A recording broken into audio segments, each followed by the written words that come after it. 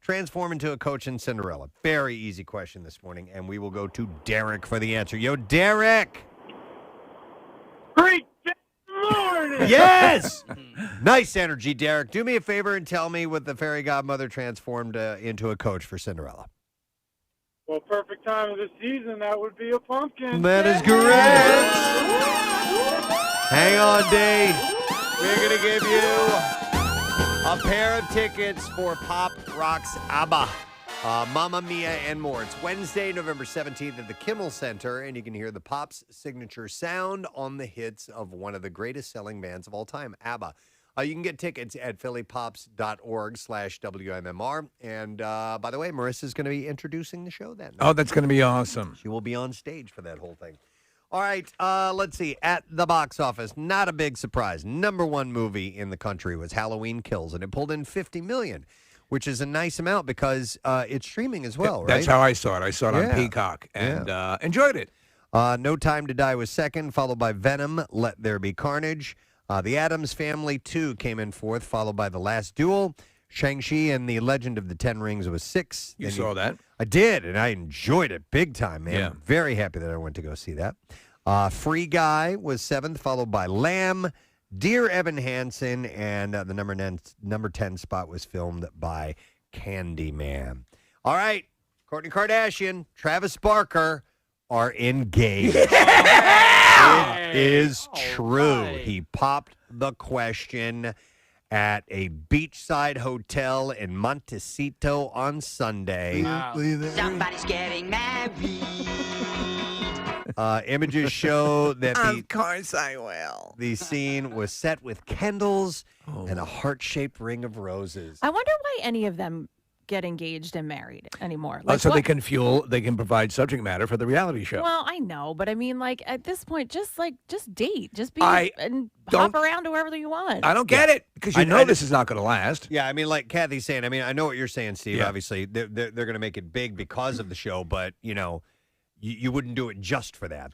Because you're taking on a huge financial responsibility. Well, and it depends on the kind of deal that the lawyers work. Well, that's what I'm saying. The document that they sign must be so easy for them to just end the marriage whenever they want. Mm-hmm.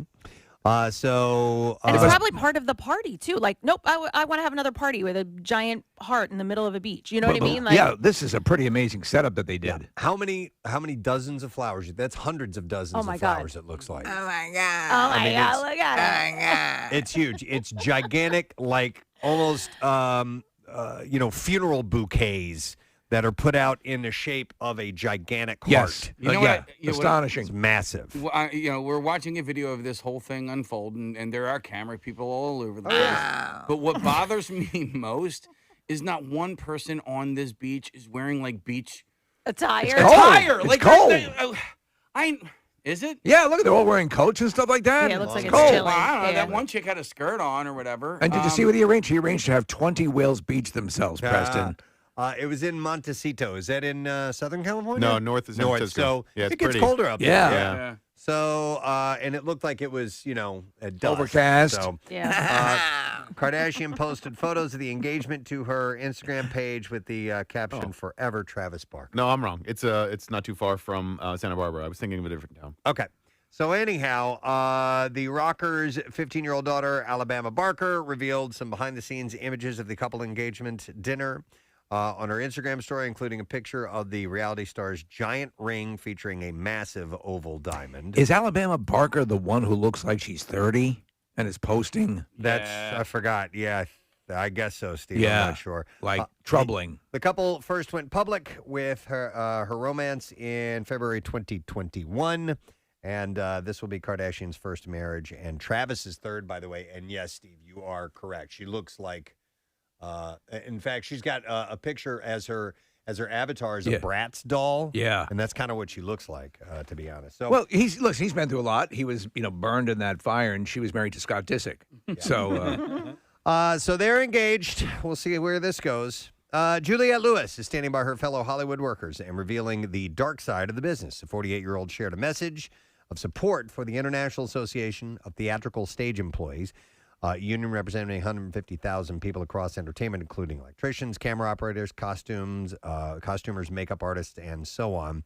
On Instagram, she addressed her fellow actors, saying that they should talk about how it's been normal to work 15 to 17-hour days during 6-day work weeks. Wow. She said, I personally was conditioned in the TV and film business since a teenager to never take a sick day off, or it would cost tens of thousands of dollars, and you'd be labeled problematic. So much so, I've worked through a flu. I've worked through migraines. I've worked through walking pneumonia on natural-born killers for 2 weeks where I thought I might die.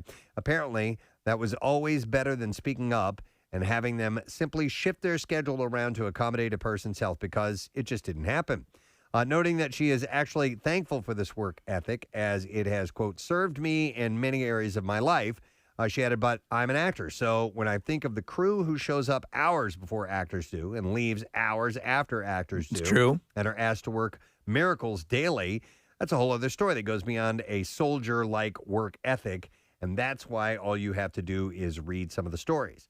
Several other celebrities, including Lily Tomlin, Jane Fonda, Seth Rogen, and Ben Stiller, have also spoken out in support of these workers. You know, it's you talk about that, Preston. I was watching SNL over the weekend. The people who build the sets, who bring in the stuff, who load in the stuff and load it out, they're there so much longer than the actors. Yeah. It's a ton of work. And they make quite a bit less. Yes, they do. So this comes as the strike is averted. Saturday, that happened, hours before the midnight deadline. According to spokesman for the Alliance of Motion Picture and Television Producers, Jared Gonzalez, he said, we reached an agreement that will keep the industry working. And at this time, we are not sharing details of the agreement. Demands, including higher pay, improvements to on-set conditions, such as longer rest and meal breaks, and larger contributions to health and pension benefits. According to the IATSE president, Matthew Loeb, said in a written statement, this is Hollywood, and this is a Hollywood ending. Our members stood firm. They're tough and united. So they averted the strike. Good. We didn't want to have to cross the picket line, though there probably wouldn't be one here. Right.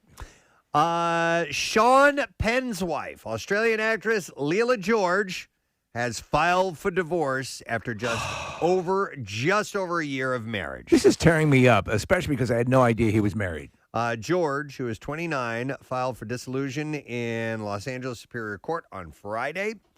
Penn, who is 61, by the way, she's 29. Oh, my God. Come on. And George tied the knot in July of last year during an intimate ceremony with only a few loved ones present. Is it possible that he accidentally proposed while checking out babysitters? Rumors of their nuptials started swirling when they were spotted wearing gold rings. Their friends later started congratulating them on Instagram before Penn had confirmed the news. Though Penn and George have been romantically linked since 2016, a friend of the actress told People in August following their nuptials that the pair had reunited earlier in 2020 after a stretch of being on and off. They had said they got back together and they broke up, and Sean won her back. He realized that he had made a mistake, and when he felt he might lose her, he worked hard to get her back. I love you. The insider added that the time self-isolating together during the pandemic helped strengthen their connection. Clearly, it helped strengthen their connection. Penn and George even embarked on humanitarian efforts with each other throughout the public health crisis, including helping setting up testing centers. I want you dead! Los Angeles. Strengthened our conviction. Well, that turned around quickly. How long was he married to Robin White? Right. That was pretty long, right? 96 to 2010. So, that's a good run. 14 years. So this was just a mistake. Penn split with Charlize Theron in June 2015. And, of course, he was married to Madonna for 4 years, from 1985 to 1989. Do you imagine he's one of those overly... I mean, he's the artist kind of guy, right? Oh, yeah. So do you think he's very mercurial with mood swings and stuff like that? Probably. Yeah. Yeah. I would imagine, right? I would think so, yeah. He probably doesn't have a beer holder in the shower, right? He has 2 children from his marriage to Robin Wright, daughter Dylan, who says is 28. Yeah. And Hopper, who I don't know how old that Named after Hopper. Dennis Hopper. Yeah. So... It is. Yeah, he is. Or she is, or he is. Do you remember when he rented Ed Bassmaster for his son for a weekend? Yeah. Great. Yeah. It was like the movie The Toy with Jackie Gleason. Swear to God. Yeah. Sometimes I think about that. I'm like, I know. And Ed had told us all about it. You know, he was really complimentary to Ed. Was talking about, what he does is acting and all this other stuff. And then when they got tired of him, they just discarded him and never got back in touch with him again. It's one of those classic things because it looked like it was going along, and Ed was very encouraged about what Sean Penn might have in the works for him. Exactly. And then the Haitian earthquake took place, and that was that. Yep. Katie Sagal, the actress, is recuperating after she was clipped by a car in Los Angeles Friday morning. She was crossing the street in a marked crosswalk when she was struck by a car making a left turn. The driver reportedly helped her and called an ambulance. She was taken to a hospital and treated for non-life-threatening injuries.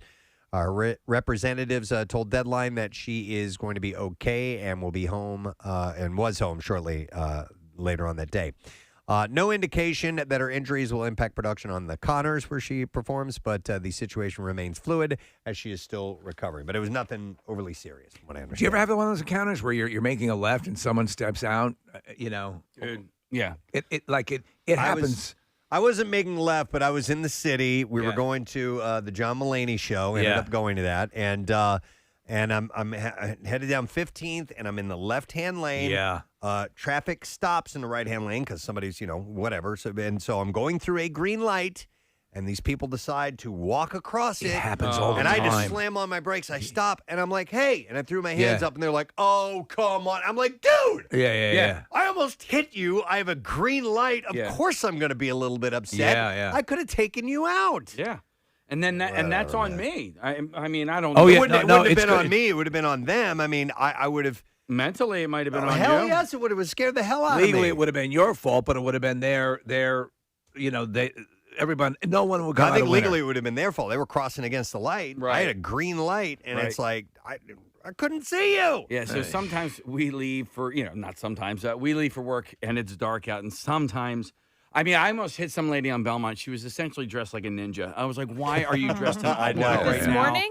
No. I'm a ninja. But no, Kath, it was last year at some point. But also that little strip of car that is in between your windshield and your driver's side window. It obscures things. It the obscures blind things, spot. and it was a big old blind spot. And it was.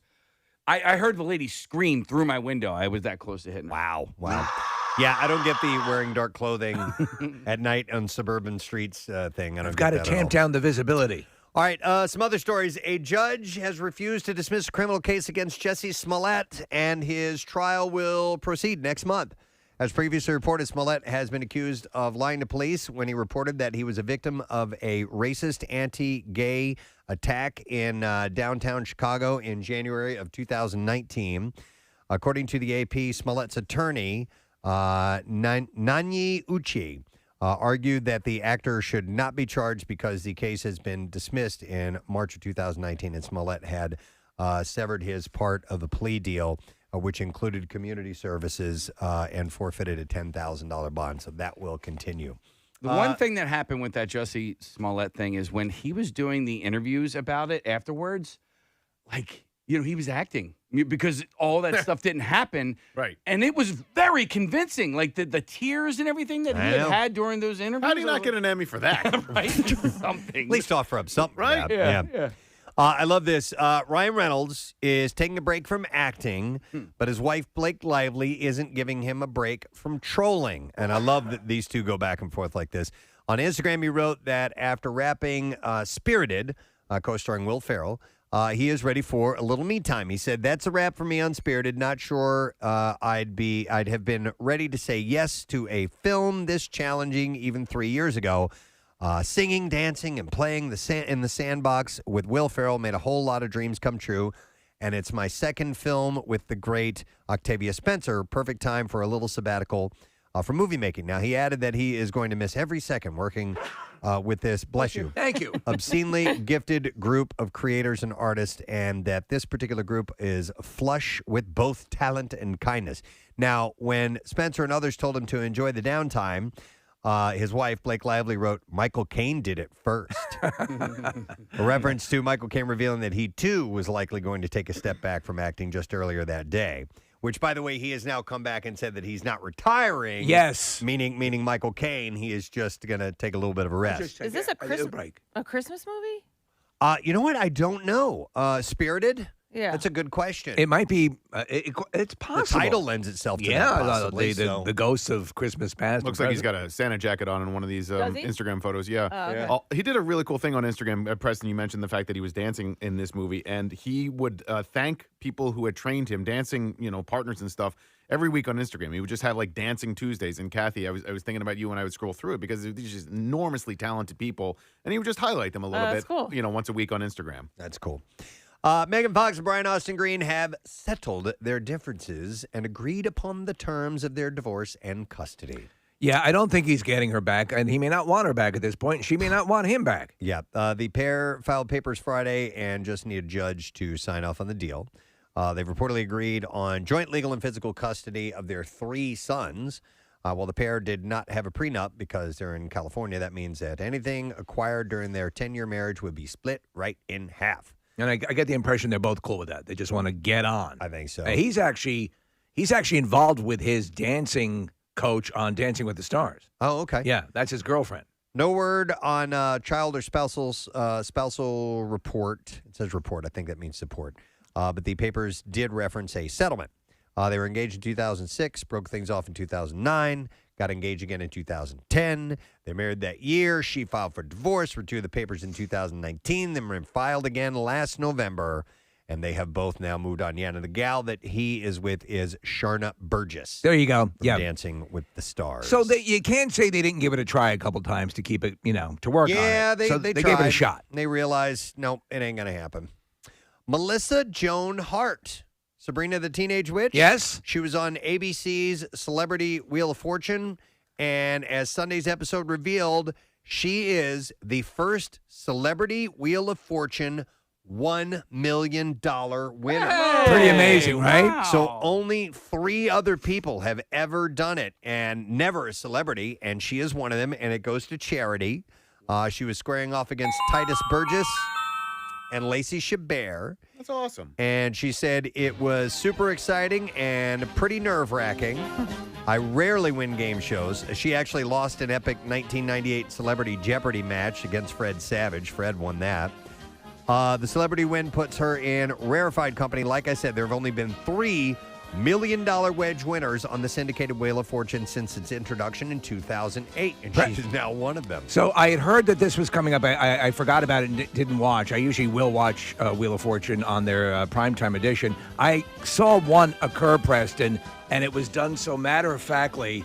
The contestant won, and Sajak just goes, "Oh, you won $1 million." Yeah. And, He wanted to play it down, have some fun that way. Hart had to spin the wheel, land on $1 million wedges twice, and solve both puzzles, all while facing savvy competitors like her longtime friend, Lacey Chabert, who had to solve the show's first puzzle without any clues, and she did that fine. Hart had sharpened her skills playing the Wheel of Fortune app for weeks. Wow. While putting her youngest son, Tucker, to bed each night. She said, "I wasn't going to be in there blind. I'm a prepared person."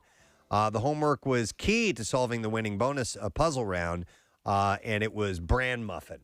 Bran muffin. Yes. Sometimes you'll. Do you watch it at all? From time to time. It's been a while, but it was a regular. Rochelle was Yeah. really good at it, so I would watch her dominate. And sometimes at the end, they'll pick all the wrong letters, and you'll have this. Sometimes it's a massive, like a phrase, and there'll be just 2 letters on it. Yeah. I was like, this is no way.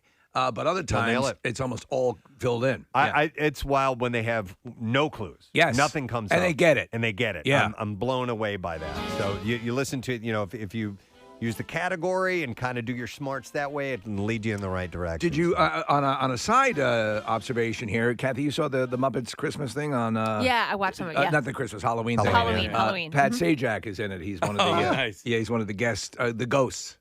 I'm going to learn how to talk in a little while. Yeah, that's all right. I'll mess up for you, and it'll all be good. work out. So I kind of miss when they would, in between puzzles, they would have to take their winnings and like buy a grandfather. Buy a grandfather clock. Buy the and- crap that they have on stage. Here's an alarm clock for $55,000. I'll take really? the 2 ceramic elephants for $4,500. Really? Salt and pepper shaker for $2,000. So she is giving the money, a total of $1,039,800 for Youth Villages, a charity group that helps emotionally and behaviorally troubled children and their families. That's So awesome. That's excellent. Good for her, man. Speaking of good on you, Tony Bennett has just set a Guinness World Record for the oldest person to release an album of new material with his most recent Love for Sale collaboration with Lady Gaga, which came out October 1st. This is quite an honor. Bennett Because I also have another world record for shot put. 95 years old, 95 years and 60 days old when it came out. I recently watched a segment that Anderson Cooper did with him. It's sad. Is it? I'm goodness. so sad Listen, to hear that. He still sings like nobody's business. But in conversation? And once the music comes on, boom, he turns it on. But you know what it reminds me of, Steve, is when somebody is just so exhaustingly tired. Right. And they're just like, you ask them a question and they're just like, I don't know. I can't think right now. That type of thing. Santa's got to go. So it's sad. He's there's a scene where he and his wife are sitting there and she talks about something. He just goes, I don't know what you're talking about. And it's sad to see because up until not that long ago, He was doing well. He was doing great. How old is he again, Preston? He's 95. So he's listen. He's lived a hell of a life. My dad is that age, and he is sharp. He's and I mean that's what you wish for if you're going to talk about a quality of life.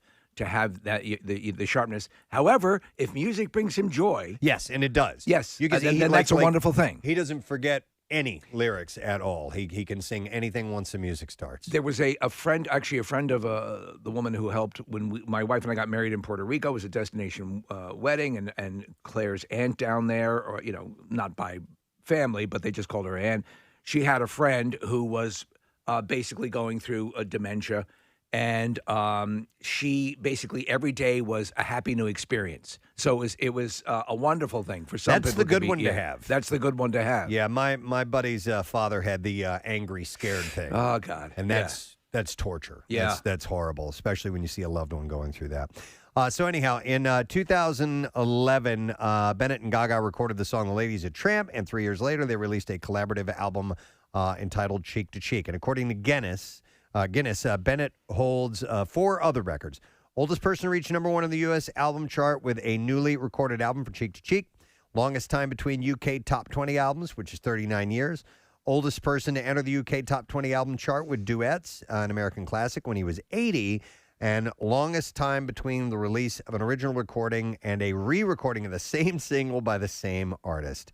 Bennett recently announced his performance with Lady Gaga at Radio City Music Hall last August would be his last, as he, of course, is suffering from Alzheimer's. But if you watch Lady Gaga, hell of a career. Oh my God, yeah! If you watch Lady Gaga with him, she is completely wonderful, like maternal and caring and protective, and it's a wonderful relationship. Yep, agreed. So let's see here. Superman is now about truth, justice, and a better tomorrow. The new motto replaces truth, justice, and the American way. They didn't do no sad, bro? I think should truth, justice, and no sad, bro. How can you not get behind that? DC Chief Creative Officer and publisher Jim Lee said at the DC Fandom fan event on Saturday that they did this to better reflect the storylines that we are telling across DC and to honor Superman's incredible legacy of over 80 years of building a better world. Superman's motto is evolving, he said. He said, Superman has long been a symbol of hope who inspires people, and it is that optimism and hope that powers him forward with this new mission statement. They had briefly flirted with D's nuts. And they truth, justice, and D's nuts as he's pointing down. I love that. At that Fandom thing, that DC Fandom thing, they unveiled the Batman trailer. Okay. Which looks sensational. Yeah. And the Flash movie, which looks sensational. And Black Adam. Yep. Yeah, which really I have right here. Yeah. So it's been 20 years since The Rock burst onto screens as the Scorpion King, as a villain, of course. And now Dwayne Johnson is playing a bad guy again. In the first Black Adam footage unveiled at the DC Fandom, Johnson takes on the power of Shazam as one of DC Comics' baddest bad guys. And he said, the truth is, I was born to play Black Adam. And this was at a virtual fan event, he said, promising viewers huge action sequences and breathtaking, and I quote, breathtaking holy S scenes. Johnson revealed an early scene from the film in which archaeologists make the mistake of zapping Black Adam with a bolt of lightning. The hooded figure promptly, turns a dude to dust, catches a bullet in midair, and then takes to the sky as the title appears.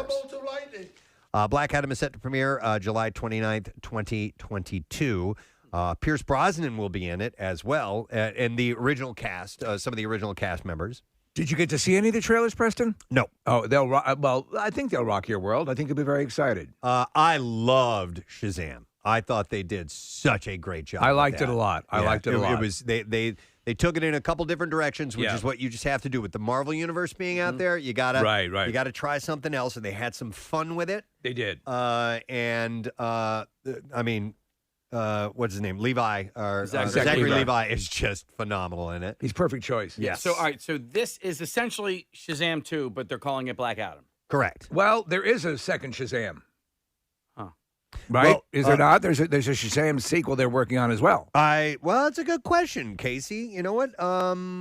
Yeah, because it mentions here that let's see, who else is in this? That comes out in 2023. Shazam. So this is not going to involve Black Adam is, from what I understand, and I'm not well versed in that stuff. Neither am I. But I'll tell you this: I understand he's actually sort of an anti-hero, like an anti-hero. He's a bad guy, a hero who's actually.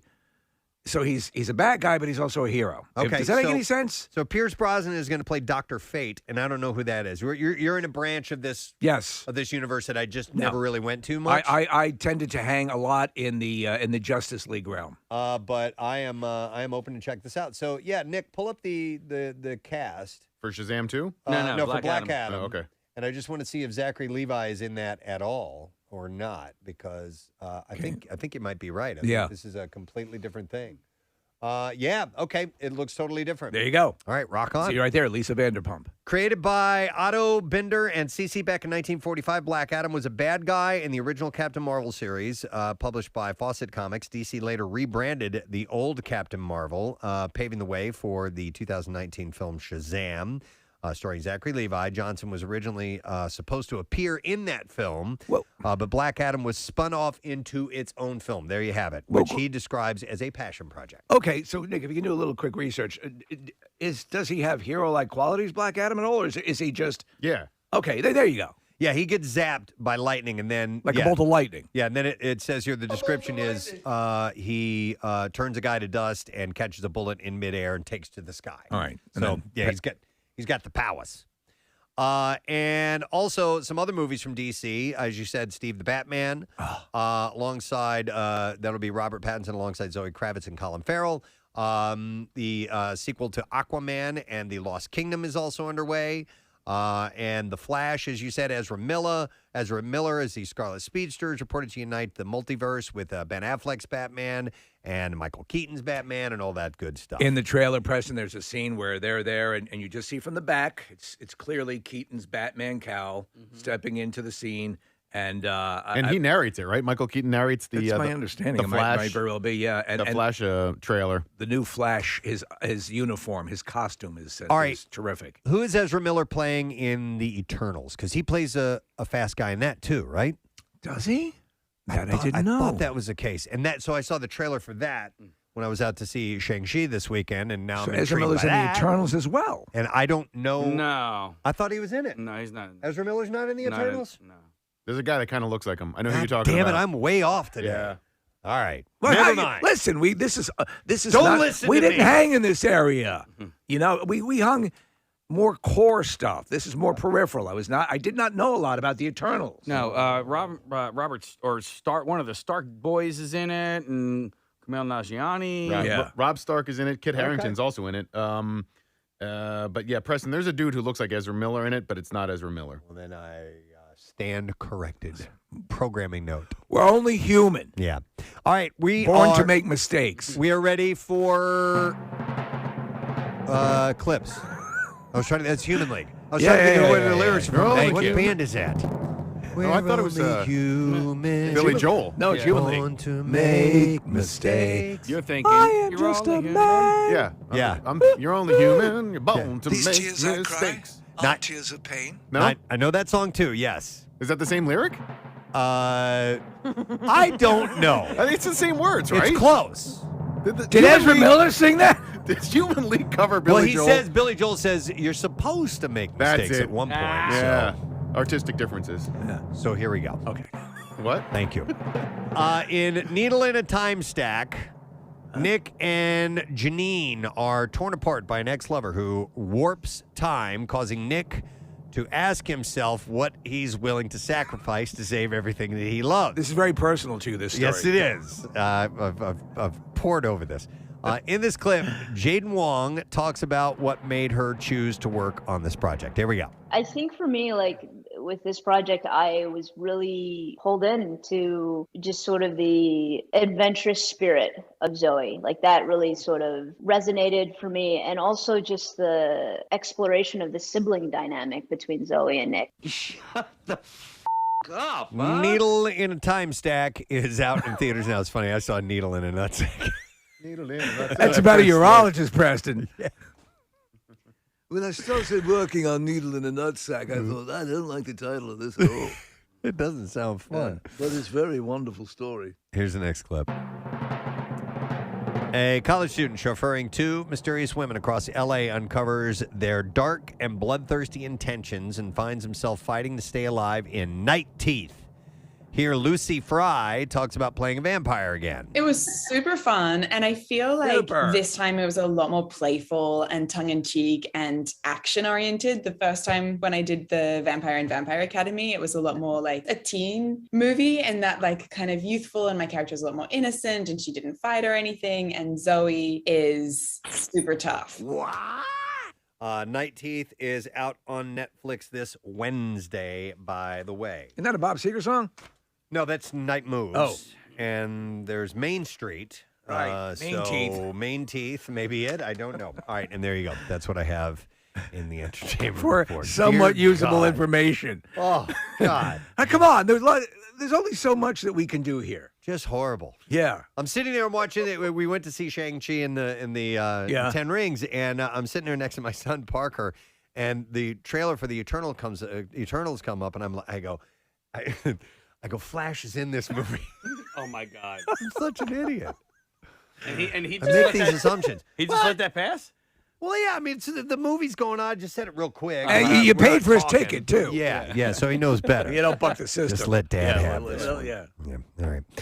We should take a break. Come back. When we return, we have an announcement about a show thing that we want to pass along to you that I think you will like. We're excited about it. If you like things, right? Yeah, if you like things, you'll love this. And money clips, too. If you like money, you'll like that as well. We're going to take a break, and we'll be back in just a moment. Stay with us. Casey, there was something you wanted to show us? Well, I have a couple of things. I have another audio thing, something I had told you about off the air, and then I got this thing that I learned about yesterday. So I want everybody to take your iPhones out real quick and pull up an iTunes. Now take your tops off. Pull up an iTunes? Pull up your iTunes. Pick out any song on your iTunes. I don't care which song it is. I haven't used iTunes. I had to delete my iTunes. No. Really? Why? Storage concerns on my phone. I moved it on. Well, we don't need to hear about it on air. Gotcha.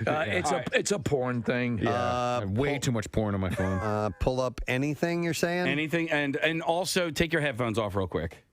Well, just in a second, you're gonna have to take your headphones off. Okay. Does it matter what song I choose? No, it does not matter. Song? Whatever song you want to hear.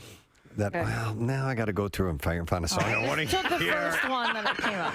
All right, I got one. All right, you got one? All right, so take your headphones off. Yeah. All right. Yeah. All right, now press play on your iTunes and stick the speaker part of your iPhone in your mouth like this. Okay. And close your lips over it. What the hell is going on? Seriously? And we're all doing this at the same time? All do it at the same time. Everybody press play. All right, all the way. No. All right, now cover your ears, both your ears. I refuse to do this. Well, you can't hear it? Yeah, I can hear it. Yeah. Okay. It's like bone phones, earphones. Kathy, why are you not doing it? It won't fit in my mouth. Yes, it Jesus. will. Oh my God, yes, it will. Say that again, real. Say that again. Okay, so I see what you're saying. You can hear it a little bit more. I could hear it even without putting my hands over my ears. Oh, really? Yeah. So what is if you're driving, is there a way to listen to it without having the phone in your mouth? Right.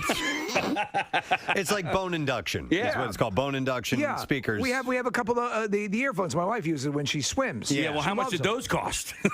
This is for This, free, You can just bro. stick just a shove phone the in her phone mouth, in your mouth and look and like plug an up your imbecile. ears. You know what? You know how you have that keep warm function on your oven? Yeah. Try putting the dinner rolls in your ass.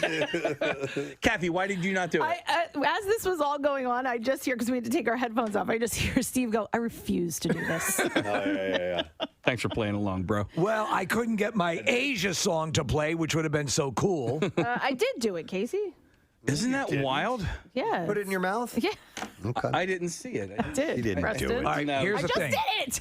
Try this when you get home, Kathy. Okay. Draw a nice bath. Get in it.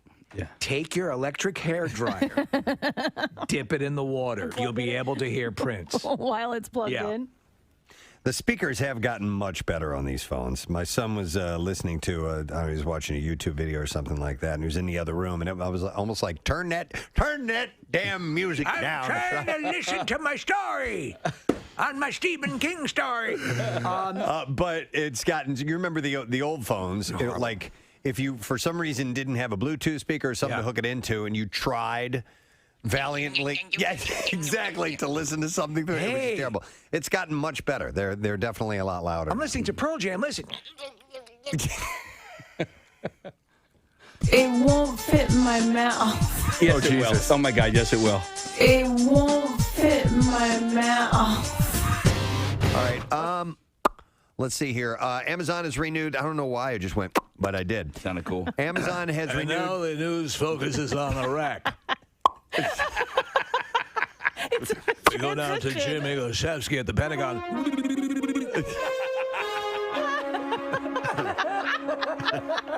I'm trying to throw it back to you, Tom, but I can't do a chicken fart. Having a hard time today.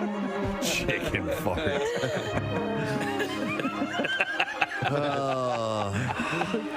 Amazon has renewed The Marvelous Mrs. Maisel for a 4th season run. That's good news. The show, which has won multiple Emmys and Golden Globes, just received 2 more Golden Globes nominations for Best Television Series and Best Actress for Rachel Brosnahan. I'm watching season 3 right now, and it really is. It's a great show, but it's tiring watching that show, the amount of dialogue that they jam in. It's rapid fire. It's so rapid fire. And It's like an Aaron Sorkin. Yeah, exactly. Yeah. She speaks so quickly. Oh my God! And I will miss stuff. I do have to back it up from time to time just to catch all the dialogue. It's great. It's done in that sort of period piece dialogue delivery way. Yeah. Yep, exactly. So Black Christmas opens this weekend. It's a horror film directed by Sophia Takal. I love Christmas horror movies. It stars Imogen Poots, Carrie Elways, Brittany O'Grady, Lily Donghue, and Elise Shannon. It's about a killer terrorizing sorority sisters during Christmas time. PG-13, hour and 32 minutes, no score on Rotten Tomatoes. Imogen Poots. I mean, you're picking a stage name. I know. Change that one. That's like Kelly Queef. Unless you're a porn star, right? Bella Balloon Knot.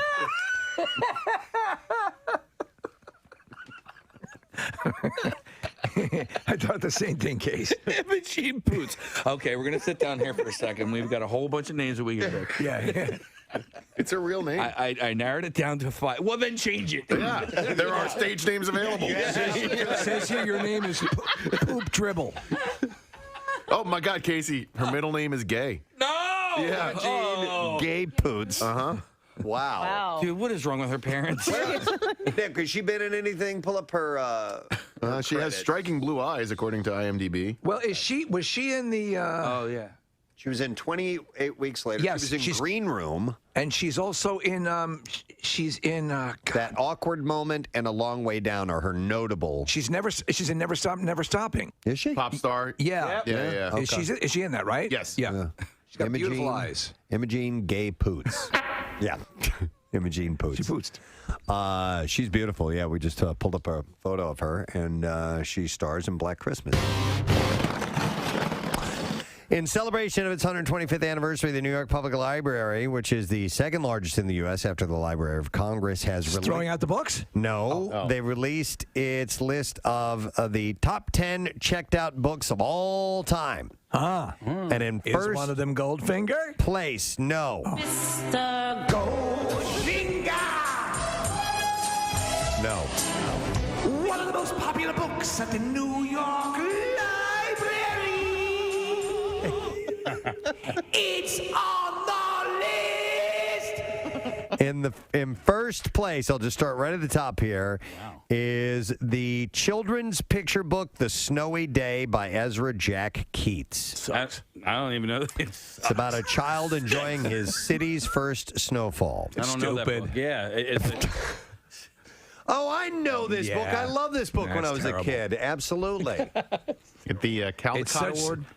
Yeah, the Caldecott medal. I remember that. You remember the little imprint on the front of it? Gold sticker that would be a gold sticker on this scrappy book about a kid walking in the snow. Gold sticker. It's not. It is on the list? Yeah. It's on the list. It's number 1 on the list. Number 1. So, I think, you'd find that on Where the Wild Things Are and maybe The Hungry Caterpillar, those classic ones. Another book, Dr. Seuss's The Cat in the Hat, was in second place. Okay. Were you a Seuss fan as a kid? Oh, yeah. Very much so. And in fact, I've been going through a cleaning out process at our house, and Great purge. I found we found way too many books that we need to get rid of, and so I did, and I donated them to the Laurel House thrift shop that raises money for the Laurel House. But we kept all of our Dr. Seuss books. And I had to stop and flip through Go Dog Go, and I had to look through the birthday book, and Two Girls in a Cup. 2 Girls in a Cup. It was the most wonderful cup it was. There are a lot of Dr. Seuss books, right? Yeah. I mean, I see two girls in a cup. Dozens. I say to you, girls, can you tell me what's up? I'll tell you what's up. Just look in the cup. You'll know After this. watching that, you won't be able to sup. It's full of throw up. And upchuck. Okay.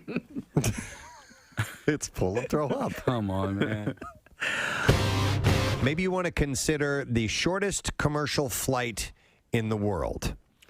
Really? Yes. How long would you guys think the shortest commercial flight in the world is? I'm going to say, because I've been on some super short ones, 20 minutes. I'm going to say 6 minutes. Okay. Anybody else? That's probably a good guess. The shortest one I ever did was Philly to JFK, and it was a part of an international flight. So we started in Philly, went to JFK, picked up a whole bunch more people, and then went from JFK on. And how long was that? That was like 20. Yeah, I've done that flight before. Yeah. We stayed on the same plane. It was a 747. And most of the passengers they picked up were in New York, but that was just our flight. That's what Annabelle does. Yes.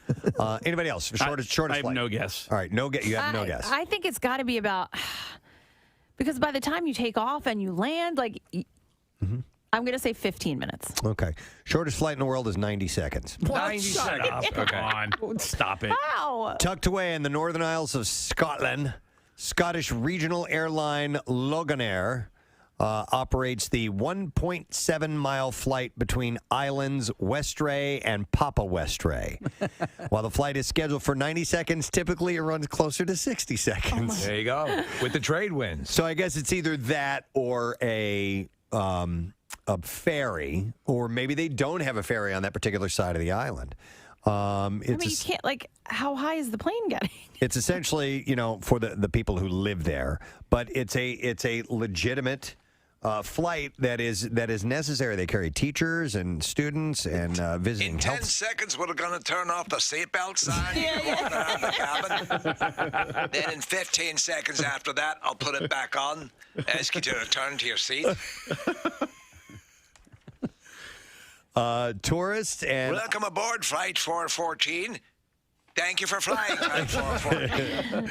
and island residents traveling to and from mainland Orkney for a range of appointments. I would have stewardess is going to turn on the hose and begin in-flight beverage service. Open your mouth. If I regularly did that flight, I would have to try and hold my breath for the duration. Yeah, see if you can make it. Yeah. It's kind of like whenever I go through the Lehigh Tunnel, I'm like, all right, I got to hold my breath. You know what? Next time you do that, sing the last line of Happy Birthday and see if you can hold it the whole way through. It's also Maude Adams' birthday today, Steve. You know her. Yes, she's been in two. Rock 93.3 WMMR. Thank you, Kathy. So, got a text that says, I was looking forward to this flashy new announcement. That's how Marissa posted it in our Instagram tease for this. But yes, we have an announcement concerning the Preston and Steve show. And while this may be news to you, some people have figured it out on their own ahead of time, which is fine. I had somebody pull up in front of my house the other day and said, thank you for what you're Oh, about really? to announce. Yeah. Okay, so we are officially rolling this out. We've kind of been, as they call it, beta testing it lately, which means we just started doing it without telling anybody about it. But now, the Preston and Steve show is streaming live on YouTube every single day. That is correct. So, everything that you hear on your radio, you will now be able to see in the form of a live stream on YouTube. We have, for years, been doing the Preston and Steve Daily Rush, which is compiled after the program and put together and posted up on YouTube. But now, if you want to peek into the magic of the Preston and Steve studios, everything, you can do it live. And we have, for explanations, our video god, Nick Murphy! Hey! Good morning, Nick Murphy. Hi, guys. How you doing? Good, man. May I, number one, compliment you on your latest adventurous hair that you've been going for, which now you can see streaming on YouTube. Nick's gone for a shorter crop on the sides and a little product-induced poof on the top. An homage, to I Love It, I would say, right? Yeah, that he's your muse. inspiration. Personal hero. And Adam ruins everything, too, as well. Yeah. There's a little bit of that thrown in there. Yeah. Just trying to put on good hair vibes. I like it, man. I'm Thanks. picking up on your vibe. Appreciate it, man. All right, so this streaming thing has been in the works for a long time now, right? Yeah, we've been kind of working on it in the background. We used to stream kind of like when we'd have big guests in or musical performances on our website. Camp Out for Hunger, we would do it. Camp Out for Hunger, we did it. And then we were just like, we should just be doing this all the time. And the small times that we have done it, people have responded very positively. So we want to jump on it. And we needed some puzzle pieces that were missing as far as equipment goes, right? Yeah, there's some technical things we need to work out. Everybody's streaming like pandemic-wise now, but this is a big operation. There's just a lot of weird little jigsaw pieces that need to be put together, and it just takes time to put it all together. Part of the deal. Yep. I remember about a year ago during Camp Out for Hunger, we streamed a lot, and people started picking up on it and realizing that they could watch the show, see the guests that were coming on, mostly via Zoom last year, and really responding positively. And so I think we sort of took that and realized maybe we can do this back here, and now here we are today. Yeah, and I think the way we're doing it is really nice. When we go to commercial, we're playing older clips. We have, years, a decade worth of things that Video. we can show. Yeah, we can show in between stuff, which is a lot of fun. Yep. And there's some tricks that have to be done as far as if we're playing licensed music or things during the show. You might see some things that happen that you've kind of done a patch for, right? Yeah, that's the one thing that YouTube is kind of rough with. They don't really like copyrighted music, and they don't like when you do it. So we had to find some creative workarounds for when we play some music on the show. And then if we're going to be doing Zoom interviews, do we have that availability yet to put their video up? We're close to that. Not there yet. You'll be able to hear the audio, and then hopefully in the future, probably post camp out, we'll be able to have. Okay. Well, when we do that, let's put a bobblehead on a locked camera and just make sure that it's shaking when they're talking. Yeah, I like that. That's actually. And did Neumann University kind of help out a little bit? Super big thanks to Neumann University. They have been a great partner, for years with Camp Out, with other things, and now with this venture, they're a big partner with. They've upped the game on so much, and they've been they've been wonderful. I mean, really, and also. Their students who come and will man cameras and handle things at the camp out and stuff. Yep. They're tremendous. Yeah, if you're into video stuff, you're into broadcasting, into any kind of like production stuff, they're a great resource in this area. Yeah. And, I highly recommend checking out their college. Their setup is amazing. Excellent. All right. Well, thank you, Nick Murphy. Thanks, we are now guys. streaming on YouTube. That is the big announcement. So if you hear something you want to see, then you can just tune in, or like some texts are coming in. Somebody's been doing it, stumbled across it a couple weeks ago, and they were like, "Thank God I listened in Pittsburgh." And this is our radio sucks out here, and we'd like to check you guys out. And so they're doing it on YouTube. And you can always continue streaming if you're busy in the morning, whatever, or just listen on the good old radio. We love that. Any way, shape, or form that you decide to consume the Preston and Steve show, we appreciate. So thank you very, very much. It's just another added dimension to our Yes. program. And you get to see Kathy's makeup applications. Ooh, thank each you. morning. Yeah. So But she glosses right before we go on. We tactfully cut away, as we said during the commercials, so we can do this stuff. Like we tend to like to feel each other up, and that would not be appropriate. It's not appropriate No, for you to see. You would anyway. see all of that. All right. Speaking of Kathy, there's an interesting story that you shared with us about your contact lenses. Yeah, so I've been wearing contacts. I forgot to call my mom and ask her, but she knows the exact grade I was in. Maybe it was either 6th grade or 8th grade. I forget. I wore glasses in elementary school, and then eventually when I was old enough, like we went to contacts, and it was like a game changer for me. And Was it elementary school when you switched to contacts? no, I think it was like middle school when Middle school? I switched Okay. to contacts. All Yeah, when I was old enough to do it myself. And, first they were hard contacts, and you had to use that little plunger to put them in your eyes. Like, I've been doing this my entire life, and they've changed over the years.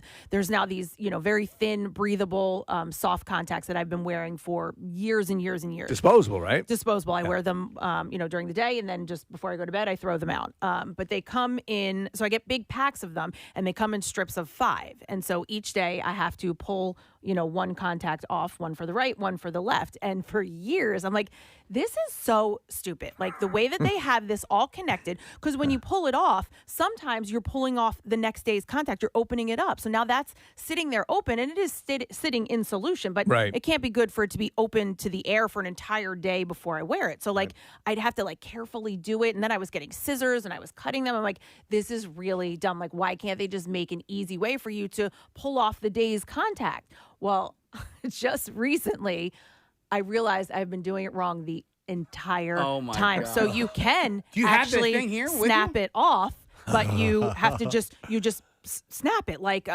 you would take like a pretzel stick, and you just snap it. I was doing it backwards. I was doing it the opposite way, so it was kind of like tearing, and I was pulling off friggin' thing. the foil that's on the top my and exposing the contact, when all I had to do was snap, and there's your day's contact. And the reason I wanted her to bring this story up is because I want to hear from you. What did you at some point find out you had been doing wrong your entire life? I thought it was done this way.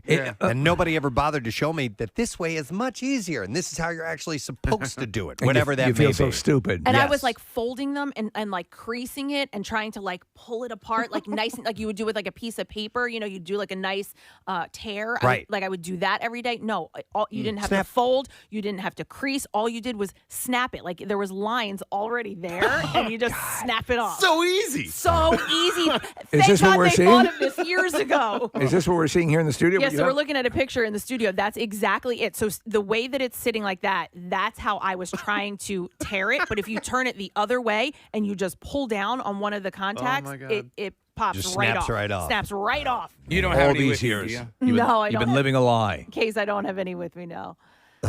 So easy. and now, so you've wasted all that time, all those Years, contacts years. of just trying to do it your own way. I mean, I wear them every single day, so I can't waste them. So, like I said, I was using scissors, like running downstairs and grabbing scissors in the morning. Like it just was, like a stupid added process that I didn't need when all I had to do was snap it off. Yeah, but I mean, when I've been wearing contacts since I was a kid. For years. I can't see without Yeah. them, so I've been wearing them for years. And yeah, just figured this out. It says, Kathy, what brand? Here's a text. Is it AccuView Yes. Moist? Okay. Yes. Moist. It says one raged about this as well. I don't know what one means. But So maybe so they raged about it as well because Yeah. it would tear. Yeah, it's because you're probably doing it wrong, like I did for years. several people are texting in and say, like, Casey's wiping. Exactly. Wiping in the wrong direction. Dude, I'm a changed man. When you put contact lenses in your ass, Yeah. which way do you do it? I don't. Yeah. But I feel like I need to change that up. I was thinking What, you're not about- liking it anymore? No. I'm talking wiping? about that. No. Are we talking about contact lenses? No, or- no. Okay. We're talking about both. No, I'm let's talking talk about contacts. I'm talking about contact lenses. I was actually thinking about doing that because I am. Getting contacts? Yeah. Huh. Yeah. Have you ever worn them? No, but I wear glasses now, and I probably should wear them more often than I do.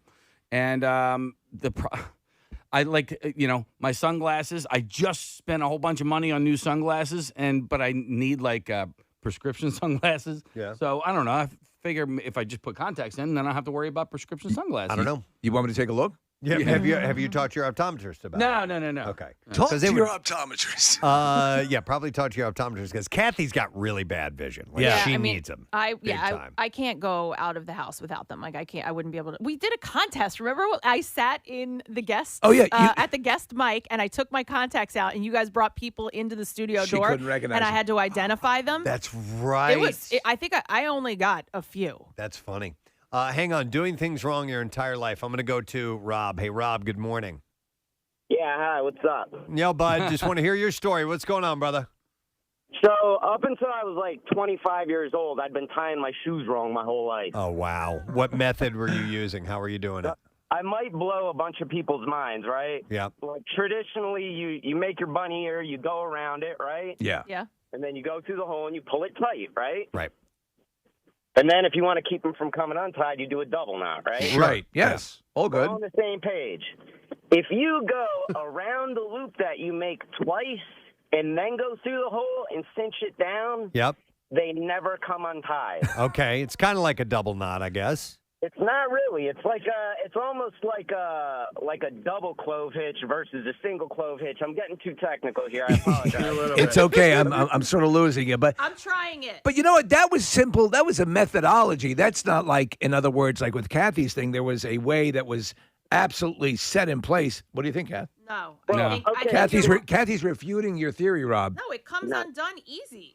No, it's cinch it, then you're doing it wrong. It's cinches closed. Well, we're on YouTube now. Hold your foot up to the camera so that Rob can see how you're doing. You know what, though? See if your elbows can tuck behind your back. Okay, let me just explain a little bit deeper. My mom taught me to tie my shoes, right? And then one day when I was 25, my dad, who wore combat boots his whole life, said, "You're doing it wrong." Like, well, why didn't you teach me when I was 5? Right. Thanks, because I wanted you to be a man.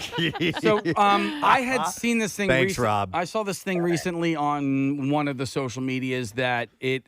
All right, listen, it doesn't take that long to tie your shoes, but there is this way, and it might be the way he was describing, that it takes like half the time it takes you to tie your shoe, and they will never come untied. When you're And late it's for like that this- board meeting, Yeah. right? No, so what's the methodology? Because to me, I've been using the standard, like he said, the one knot or a double knot if you don't want them to come undone, and you're good to go. Yeah, I saw it on social media. I didn't ever try it, but when I saw it, I was What like, is it? Kath, if somebody, I don't know. Oh, you don't know what the I don't. tie is. What are you I grilling don't me remember. for? I don't know. Honestly, I don't remember, but I saw it. I probably was wearing sandals at the time when I was watching it, so I couldn't actually put it into practice. Is it legit though? Because I'm getting tired of these. Like you see them on TikTok, these life hacks that are so stupid. Like Preston, the one that's the edge of the rich cracker that you're supposed to use to cut the cheese. Come on, for That's not Christ's a life sake. hack. That's just you found something. Yeah, else and you to want do to with get your on cracker. TikTok. Yeah. Here's a text. Listen to this. It says, my whole life, I hated shrimp. Oh, no. Until Oh, my God. in my 30s, my wife pointed out, you're not supposed to eat the tails. Oh, my God. Very sharp and crunchy. That's from Adam in Coatesville. That is making me cringe thinking of that right now. By the way, why do they even leave the tails on there in the first place? Is that just because To make it look like a shrimp? A shrimp cocktail, and it's a little handle that you can use. Right. You know how some of you guys don't like the bones and things like that. Yeah. In chicken and so on. Right. I don't like, Like the crustacean skin. The tails. The shell. exoskeleton. I can't stand that. Does it come? Is there an option for it to come without it? Tailless shrimp? Well, not when you're getting like a shrimp cocktail. Right, if maybe it's it in is- pasta or something like that, Then yeah, yes, the okay. tails will be gone. But So maybe it is like a little handle for you. it took me forever to figure out how to get all of that shrimp meat out of there. It's satisfying when you do. It is, isn't Yeah. it? You just pinch it. I know. And it's so much easier to get it out. Yeah. But But for even the the longest tail? time, I would bite that off and go, man, I know.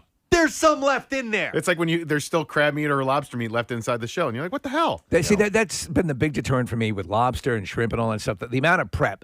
Anything you have to scrape the crap out of. There's more prep in like crab legs. Like I love crab legs, but it takes a lot of effort The to get all the yield, meat. no, it's too much. Yeah, I'm with you. By the way, this posting says leaving the tails on makes the food more attractive. So, Steve, yes, it makes it look nice. Makes it look purty. And it says it adds flavor to the dish. It makes the shrimp look larger. It's easier it's for the smiling restaurant. at me. It's a it's a crunchy and tasty addition. No, it's not crunchy. Don't eat it. That's disgusting. Then do you eat the shell of the lobster? I guess so. Yeah. It's like Daryl Hannah? Yeah, in Splash. Yeah. Somebody else texted in. They knew someone who swallowed toothpaste for 20 years. Oh my God. That's gross. So a mouthful of toothpaste? Well, now, is there a medical issue with doing that? I don't think so. Probably that little amount. I don't think so. Because I will ice a cake with that occasionally if minty fresh. What kind of icing is this? Oh, it's Colgate. Let me see here. I'm going to go to Frank. Hi, Frank. Good morning. Is this the Hall of Fame Preston and Steve show? Almost. We get inducted in a week from Friday. So, but you can call us that if you want to. Never Thank mind. you, I'm Frank. hanging up. What? I don't blame you. What's up, man? So I was working in a warehouse, and we all know what a pallet jack is, right? Yes. Yeah. So, those things lift up, but I didn't know that. They do. You didn't know that? Well, I didn't. Well, I might have knew, but I just didn't know how to do it. Well, no, I didn't know. And I was just dragging a pallet around the floor, but nobody said anything. So to explain what he's talking about, if you ever see a pallet, it actually, the prongs go in, and you can raise the pallet a little bit off the ground so you can move it around. So you were just sliding these things all over the floor? Dude, people thought I was like super strong. I got really ripped in like 2 weeks. Oh, that's funny. Yeah, no, that's well. There you go. You learned. I can understand though. Not a lot of people encounter pallet jacks on a daily basis. No. Yeah, that's a little out of the ordinary. So, but I find it funny that Kathy, after all those years, didn't know this about the contacts. Here's something not quite the same, but if you ever get like a single. Like if you go to a convenience store at the airport and you need to get, like some Tylenol or Advil or something like that. They sell them in the little packet that just has 2. Yeah. Okay. Yeah. Now you're in my territory. You're in my thing that I hate the most. So please instruct. So there's a little secret on how to open those. If you'll notice in the upper corner, in one of the corners, there's a small little slit. Now the slit doesn't go all the way to the corner. And until I read how you do it, I didn't know. How do you do it? You fold the corner down, Steve. And that you'll have to see it for it to make sense. All right. I can make a little diagram here for you. Can you set up a little diorama using dead mice? By the way, Casey's tying his shoes right now. Okay. I found the video. I can't figure it out. Steve, so let's say, this is if you're streaming, you'll be able to see this on YouTube. So there's a little slit here. Right. What you do is you fold the corner down like this. Okay. And then you can tear I've it. done that. And it works so much easier. It does, but it also doesn't work sometimes, and it's also very frustrating. It's frustrating when it's you like, can't open it. we get big bags of cat food, and they say, okay, there's a special way mid-bag you're supposed to push in and lift up, and it opens up a flap. That never works. The directions are completely ridiculous, and it never works. If someone has broken that code or can shoot an instructional video for me using lighting and extras, I would like to see that. Please. I will go to Tyler. Hey, Tyler, good morning. Good morning, it. Good morning, sir. What's going on? Well, up until I was about 20 years old, I ate sunflower seeds wrong. I just figured they were like Doritos or chips where you just open them up and you pop them in, you chew them, and then you swallow them. So you were eating the whole... I was eating the whole thing. You're not alone. No. We just got a text that was very similar. Okay, so there's something that's similar. Edamame, a lot of people will eat the outer the part? outer. Yes, my niece was doing that. It's all tough. And by the way, Tyler, when you would poop the next day, did you have shells coming out whole in your stool? Oh, geez. I mean, I started doing that when I was a kid, probably like 11, 12 years old. I had my mom take me to the doctor. I'm like, I don't know what's wrong with me. And then they're just like, yeah, you need to crack those open. There's a seed inside of that. I'm like, dude, how do you eat coconuts? Oh, my God. Yeah, I can see that, though, Tyler. Jesus Christ. Thank you, by the way, because you're a pain in the ass to eat, but that's literally why at the at a ball game, you'll see like a giant mass of spit-laden seeds because people will chew the seeds up in their mouth, get the little seed out, and then just spit the outer shell out onto the ground in front of them. Scene of The Naked Gun with the pistachios. Right, Yeah. right. Only these have been kind of already chewed up and run through. Again, that's work. It's a lot of work for little yield. So Carter, my son, recently made pumpkin soup. It's something he likes to do this time of year. And then he took the seeds and he roasted those and mixed in a whole bunch of seasonings and stuff and made the tastiest pumpkin seeds I've ever had. So what are they? They're so good. Really good? Yeah, he's like garlic powder and salt and paprika and a bunch of stuff in there. But I got to believe while chewing on those things, that has got to be so fibrously rich. Right? Why am I not pooping, like a solid brick? Like clear. You should poop plexiglass. Yeah. You're because you're scouring your system basically with Brillo when you're eating that stuff. I don't know. I actually, so I love pumpkin seeds, and you can eat them whole, but you can kind of crack them open the same way you would a sunflower seed. Yeah. Really? Yeah. Okay. Can you bake and put a little seasoning on shrimp tails? I'd like to do that. I'm going to go to Nicole. We're talking about things you've been doing wrong your whole life. Hi, Nicole. Good morning. Hi. How are you? Good. What's up, Nicole? Well, I went to Catholic school my entire life. I'm from a big Irish Catholic family, and we said the Bless Us, O Lord prayer, even in high school, before every meal in the cafeteria. And one day I was babysitting my nephews. I was about 27, and they said it before lunch, so I said it with them. And he's, bless us, O Lord, and these thy gifts. And I'm like, wait, what did you say? And he said, bless us, O Lord, and these thy gifts. Oh, no. And What I were you always saying? I always thought it was, bless us, O Lord, and ease thy gifts. Like, ease them down your throat so you don't choke. Like, Ease thy gifts down my throat. Dear Lord, please relax my gag reflex as I take these copious amounts of shrimp tails down my throat. Oh, that's funny. Right.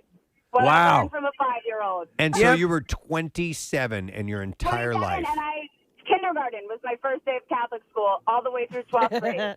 Wow. So every day. What was that little aha moment like? Were you slightly embarrassed or I was by myself with 5 and under. So I'm like, wait, these?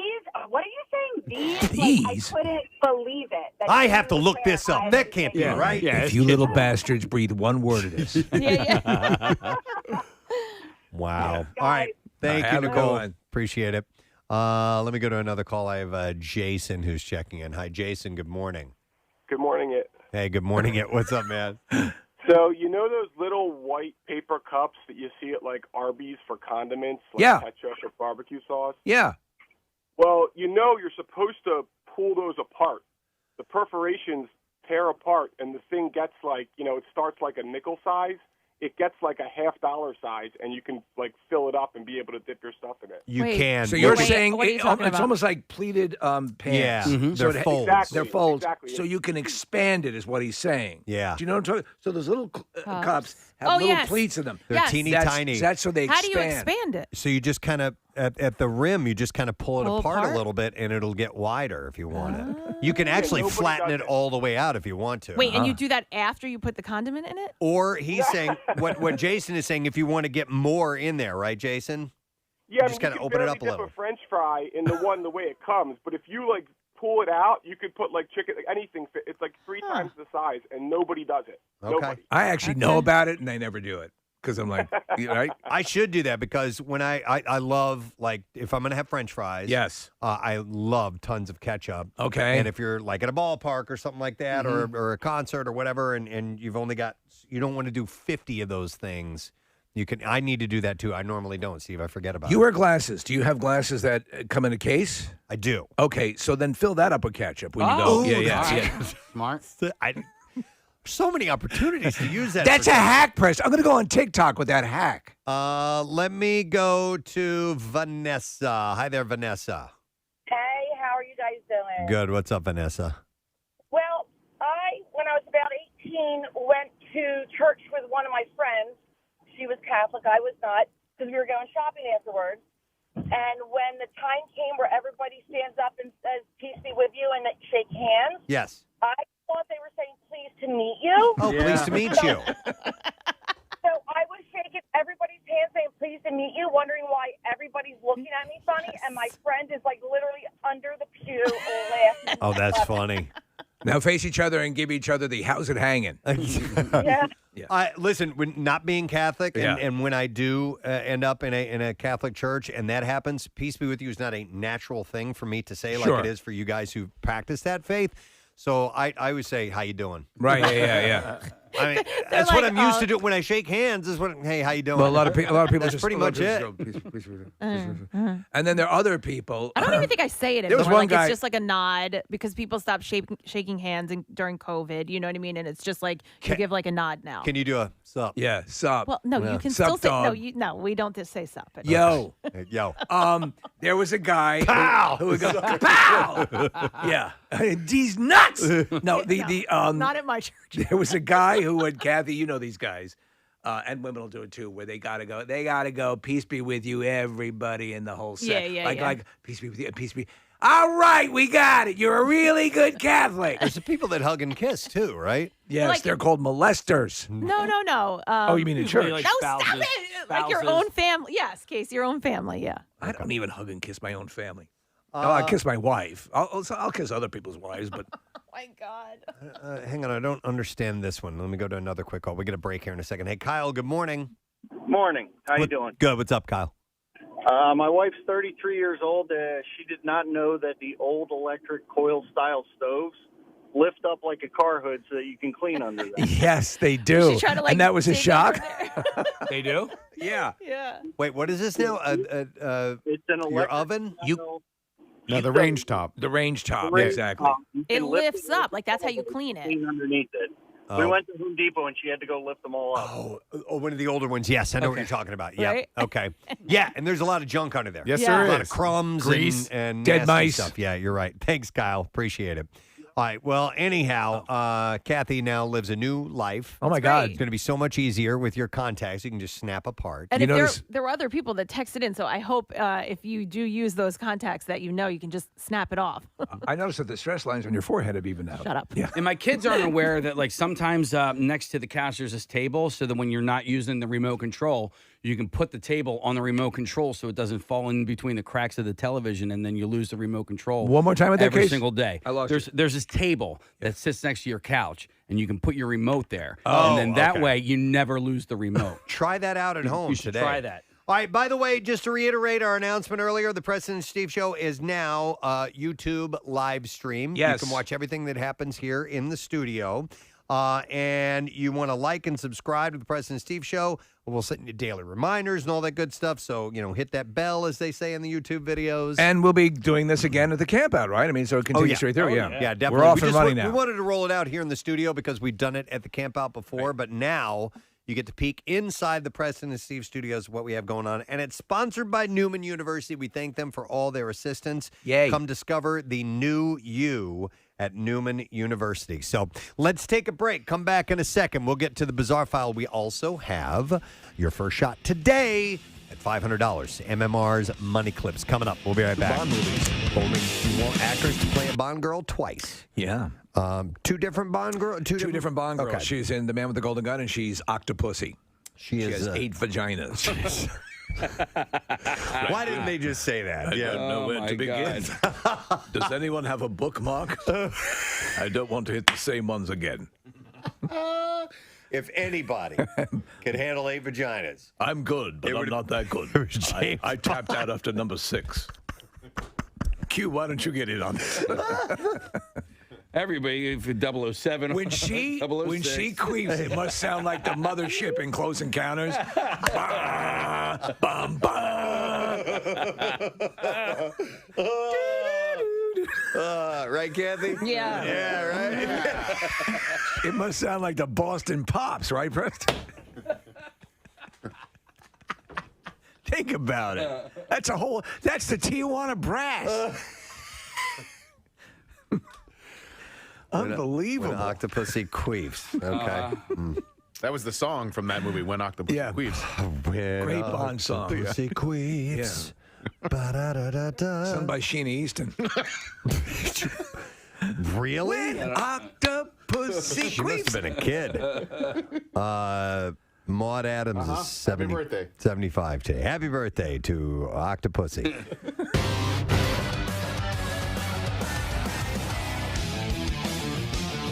A little light listening this morning on the Preston and Steve Show.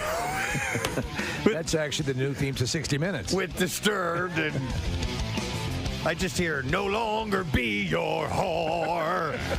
All righty then.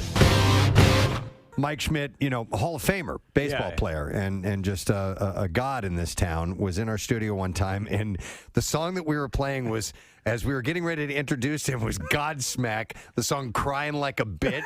And it's just like, crying like a bitch! Just screaming. And I look over at Mike Schmidt, who's just sitting there with his headphones on. Where the hell am I? And now we're playing Disturbed with the screaming, and I look over at Terry Crews is sitting right there with his headphones on, just pretending like he's having a good time. No, I really liked it. Longer be your home. Yeah, now I was getting into it, man. Let's welcome Terry Crews.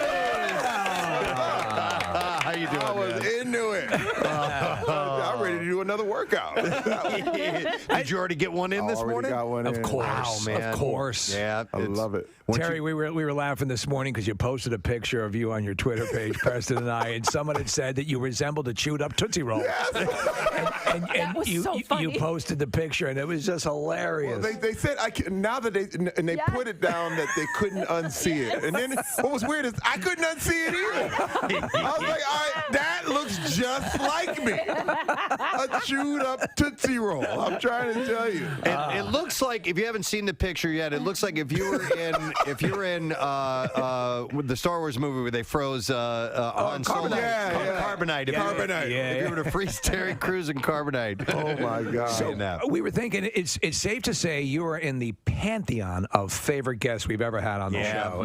Constantly referred to.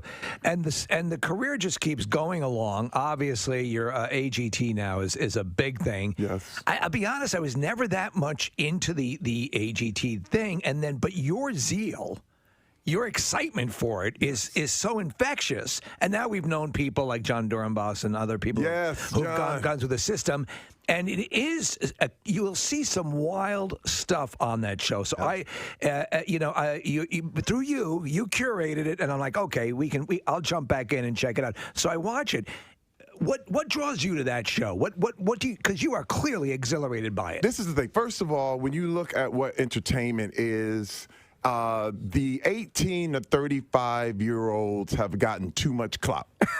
I'll be honest with you. You're like, okay, man, there's a big world. Yeah. And, the 18 to 35, that's it. They determine what's hot, what's not. And you're like, no, not at all. If you have a family, you understand that your kids, the ones under 18 are the ones that's determining everything. And then the ones over 35 are the ones that are paying for everything. So I said, I have to serve all of them. And that is what I was determined to do. I started hosting a few years back when I was hosting Who Wants to Be a Millionaire. This is the deal too, because it really, really satisfies me, because I do not, when I perform now on movies and TV, I have no audience. There's nothing. And I need the adrenaline that comes from when I was in the NFL. It's really replaced by AGT. The crowd noise, the energy, the fact that anything can happen when it's live, man. First of all, you do go live. No, it's live. Look, I get the keys to NBC for 2 hours, and they're like, "Look, bring it back in one piece. Don't break it. Don't dent it. And watch out when you're backing up with it. You know what I mean? And basically, you got to bring it back in the same condition or better. And it's so you realize anything can go wrong, and I love it. So the other night, something went wrong with the guy with the crossbows and the levers, and so I found myself on the edge of the seat watching this mistake, these flaws, because not everybody that comes on AGT does it perfectly. No, they don't. So for people who aren't watching, what happened? Oh my God! Well, I mean, the guy thought he had set his trap, had set his arrows right, and the whole thing, and he realized he was nervous, and he's strapped in. Yes. Yeah. He was nervous, and he didn't do it right. Dude, but this was so wild, man. You start to realize, and my thing is always talking to the acts and trying to talk them through so that they can be relaxed. Right. Because the deal is... Easier said than done, though, right? It is, because everyone makes you... They make you nervous. I had one guy... I'm going to tell something right now. This is crazy. I was doing this movie, Blended, with Adam Sandler down in South Africa. You were great at it as the singer and calypso guy. It was awesome. But see, one person can mess up your whole world. Right. I remember I was about to do the scene, the whole thing, and we only had a few minutes to do the scene where we were losing light and the whole thing. And this director of photography, I don't want to mention his name, but he walked up to me and he said, "Don't F up." Now when you said, I'm going, huh? Now, that's the worst thing you can say to anyone. But thank God I knew to counteract that. And I said, don't take it. Don't take it. In fact, use it as fuel. Right. In fact, focus. Get inside. Come inside more. And I jammed and the whole thing. And I did we did the thing with the choir. And we were singing and doing the whole thing. And I looked at him. He was like, that was pretty amazing. And I was literally like, F you. Believe me, I could not believe he would have the nerve to do that. So I realized what I wanted to do for all these acts is be the anti that. Come in there and tell him, you got this, man. You can do it. It's okay. But he just got so nervous. He didn't turn the safeties off. He didn't turn the safeties off. And you got real people, and he's standing there in front of it. And then you got Alicia. She's wondering whether should I press the button or not. She could have killed somebody. Yeah. Well, it's really nuts. The acts are like that. There have been some injuries, but that's the real deal. What sort of blows my mind is what they're using the theater. There was a dance act that was using projection or something like virtual dance, and I mean it was Freckled Sky, yeah, right. It was as theatrical and Broadway level that I've ever seen. How much time did they get? Because that had to be live. How much time do you get to set something like that up? Oh my God! First of all, the crew on America's Got Talent has been underrated and not appreciated enough.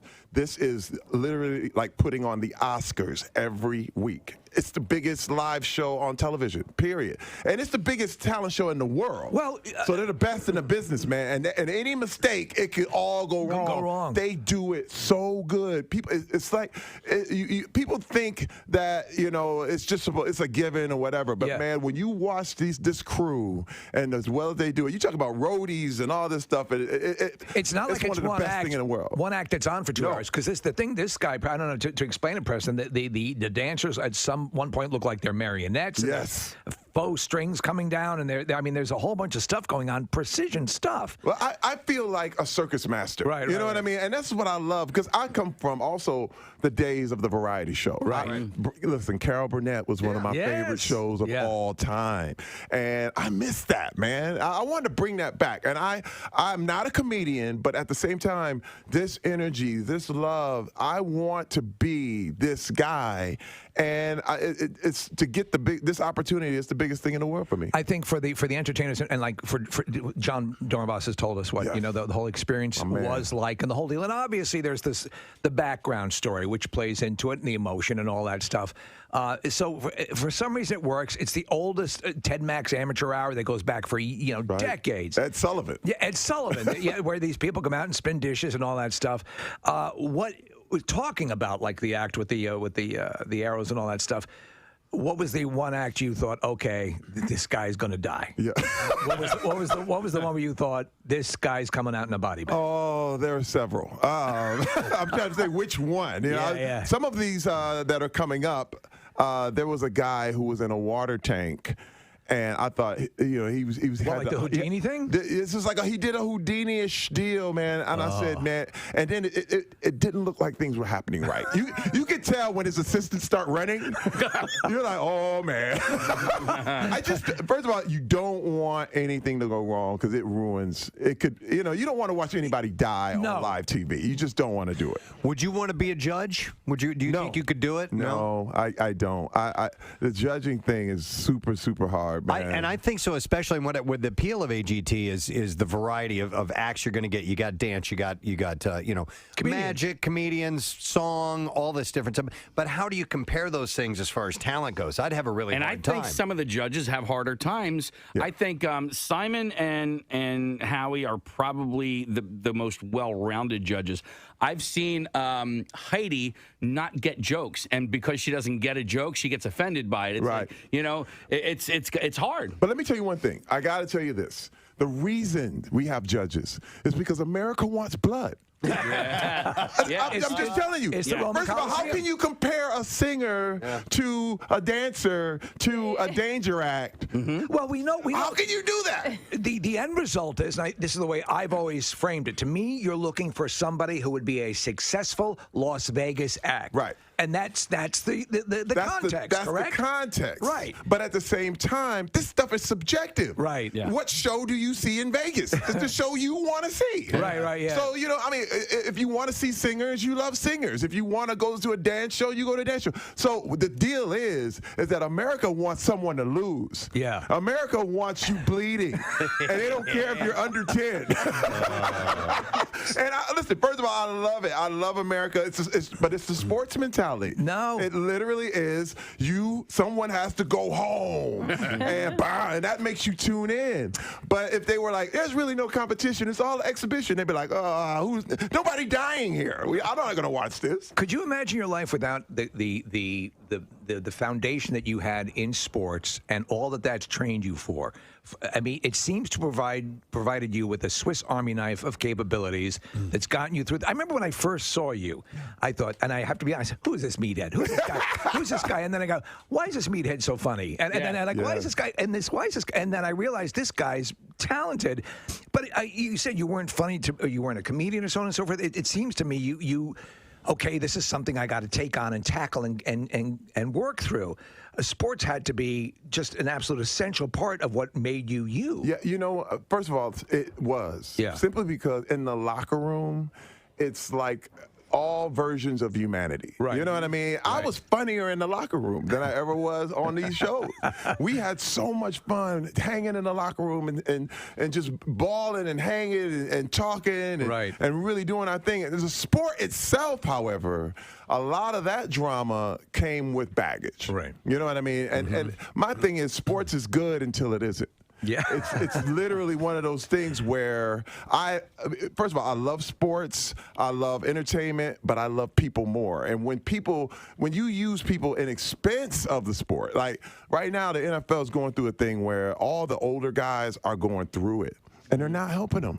There's so many guys that need help, man, mentally, physically. The NFL will literally deny that they cause these issues. You know what I mean? And that's my thing is just admit it, man, and let's just help them. Right. But my deal is, it's one of those things where I had to get rid of a lot of things that was bad and keep the good. Yeah. And sports can be very, very good, but if it's used in the wrong way, man, you will end up miserable. I believe it. One of the things, speaking of being talented, that we really weren't aware of was your artistic ability, and it was one of the before even sports, right? I mean, you were WMMR. So we made an announcement just a little while ago that the Preston and Steve show is now streaming live on YouTube each and every day. Every show that we do, you will be able to watch the whole thing as it plays out on our YouTube channel, and you can go to PrestonandSteve.com and link on that, or you can go to YouTube and do a search on Preston and Steve, and you'll be able to find it. And after the show wraps up, the entire show is up as a watchable YouTube video, correct? That is correct. So it's we've been kind of testing it for a few weeks now and not really rolling anything out about it. But now there it is out there in the open, and it is sponsored by Neumann University. Come discover the new you. And you can like and subscribe it, and you will get the YouTube channel reminders. So we would love for you to check it out when you get a chance. And just keep in mind, there'll be interruptions when we use copyrighted music and stuff like that. So we're figuring it all out as we go along. But thank you, Nick Murphy and company, for getting this whole thing working. So you can now watch that on YouTube. Peek into the studio. Let's do the B-File. Now, WMMR presents Preston and Steve's Bizarre File. All right, it's brought to you by DraftKings Sportsbook, America's top-rated sportsbook app. You can download the DraftKings app and use the code ROCK to get in on the action. Let's begin with this. It was a frightening moment for a customer after he said a waitress at a Waffle House in Atlanta pointed a gun at his head after a dispute over food. Candy Franklin said she was like, she will blow my brains out. Candy had said it all happened over cheese eggs. So what could have been so horrible that she had to draw down on the guy? She said actually it was a girl. At first, they didn't bring them to me. Then they brought me normal eggs, and I said that I ordered eggs with cheese on it. I tipped her and everything. It was all a normal dispute over food. I never in a million years thought that it would come to gun violence. She said, I was looking down at my food, making sure that it was right, and that's when I just saw people running. I look up, and she had a gun at me. You gonna eat them eggs or what? I didn't think she would shoot, and then she cocked it back. So I was like, maybe she is about to do something.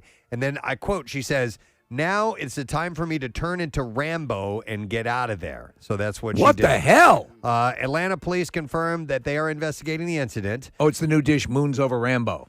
Franklin said, I was fearing for my life because I had been shot before. Jesus. And I just lost a brother to gun violence. All of that was going through my mind. Now, listen to what Waffle House says. Yeah, please. A representative from Waffle House said that they have received a customer complaint and they've launched an investigation. Yeah, So we're gonna look into that. They'll look into the customer For the most part, complaint. it's something we frown upon at Waffle House. Pulling a gun on them. Oh my God! You gotta eat. Some of those squares don't have butter in them. Wow. All right. Showing no fear of humans and with a distinctive item around its neck, an antlered deer attacked a woman on her property. While the woman survived the bizarre attack despite numerous puncture wounds, the Michigan Department of Natural Resources is reminding residents that wildlife should indeed stay wild. Rattlers. Officers responded to a residence. It's one of the Rangers. For report of an antlered white-tailed deer having attacked a woman. The woman in question, 64-year-old Patty Jean Willis, had been getting ready for church when she said she let her dogs outside and heard them making a ruckus. Oh, yeah. Looking into her backyard, she saw a deer standing there. Adding to the oddity was that the deer wore an orange collar around its neck. Okay. Willis's son and husband went outside, and the deer wandered off, she said. About 10 to 15 minutes later, she went outside to tend her chicken coop before heading to church. Said, I got about halfway to the coop when I seen that deer coming at me with his antlers down. She's seen it real good. Yep. Willis said it was charging me. Luckily, I saw it because it would have gotten me in my side. She said she turned just in time for the deer to hit her head on. Like a matador. Said it hit me hard and knocked me back at least 10 feet on my back. I grabbed its antlers somehow in the process, and they were the first thing I could grab. I was in shock. Pinned to the ground and grappling with the ungulate, Willis began screaming as her arms grew weaker and the antlers' points pierced her skin. Oh, man. She said, I screamed and screamed as loud as I could, and I never screamed that loud in my life. Rantlers. She thought I wasn't going to make it. Rantlers. Willis's 45-year-old son, Luke, heard the screams and came running. He scared the deer off and off his mother and helped her to the house, though at one point the deer made another charge toward them. What had the deer so pissed off? They don't know. He ended up, her husband, JR, fetched a pistol. Hey, dear, I'm coming for you. JR, go fetch a pistol. Yeah. And then fired a shot in the deer's direction, and Listen up, dear. they believe the shot missed. I'm coming for you. Patty Willis said ended up being hospitalized for 3 days and received 21 stitches to her hip, right leg, and left hand. So I wonder how common is this a thing with deer attacking humans? So here's the deal. The DNR officers began an investigation of the attack, and in doing so, they visited another nearby residence that they had been to for a complaint in June 2020. At that time, they said, we responded to a residence where a family had either been trying to rehabilitate a fawn or had just taken in a fawn almost as if it was their pet. So that's why it had sort of a leash or like They haven't connected it to that case, right. but they think that that's a likely assumption. Is it possible they were trying to create a kill fawn? Ooh, maybe. Kill maybe. fawn. So what's unknown, is if the deer was with that part of the incident, is the same one who attacked last month. So, yeah. You know those antlers, they're pointy, they're sharp. Oh, yeah. They'll cause some damage. Absolutely. Rantlers, exactly. All right, here is a follow-up story. A Canadian high school principal who recently made global headlines after exposing herself as an Iron Maiden fan will keep her job, despite concerned parents calling for her removal. Sharon Burns, principal of Eden High School in St. Catharines, Ontario, was recently criticized after sharing 2 images on social media, one of which showed her posing in front of an Iron Maiden banner and license plate while throwing up horns in gesture, and the other featuring a figure of the band's mascot, Eddie, sitting alongside a handwritten note saying Eddie 666 inside a love heart. Did you hear her announcement to the school over the loudspeakers? No. Woe to you. Wow. A group of parents started a change.org petition to transfer Burns to another Maybe we school. should have fired her. Yeah. Writing that they were deeply disturbed. That'd be like firing them for listening to Rat. The petition, right, which has since been closed, garnered 553 signees, and a counter petition titled "We Need Mrs. Burns" is still active, and it has amassed over 23,000 signatures. All because of Iron Maiden at the time of writing. So the school board has spoken with both Burns and the disgruntled parents, and the issue is over as far as the board is concerned. Can they reach a happy medium and maybe just take away 1/6? Yeah, maybe. Yeah. 1/6, just have 66. 66. Burns has removed both posts. However, no further action was needed. All right, and then we'll do one more story. This is pretty interesting. An investigation into the defrauding of $35 million from a bank in the United Arab Emirates in January of last year has found that deep fake voice technology was Here used we go. to imitate a company director known to a bank branch manager who then authorized the transactions. Isn't that wild?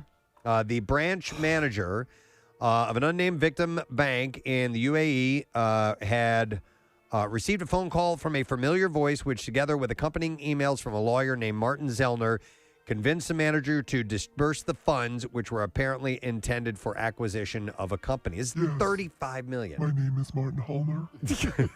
What was it again? So the company's branch manager received a phone call that claimed to be from a company $35 million, please. company headquarters. The caller sounded like the director of the company, so I'm the director of the company. The branch manager believed the call was legitimate. Signed Epstein's mother. The branch manager also received several emails that looked like they went along with it, and so he ended up sending the money out. And Okay, send it out today. yeah, the Emirati investigators then established the deepfake voice cloning technology had been used to imitate the company director's voice. That's very troubling. Wow. Because not only that, you're dealing, all the things they can replicate now. So the onus is on the companies to come up with better ways to screen this stuff. By the way, this is the second known incidence of voice-based deepfake financial fraud. The first took place 9 months earlier when an executive at a UK energy company was tricked on the phone by what sounded like an employee's boss demanding a transfer of about $250,000. Yes, hi, I'm an employee's boss. Wow. And there you go.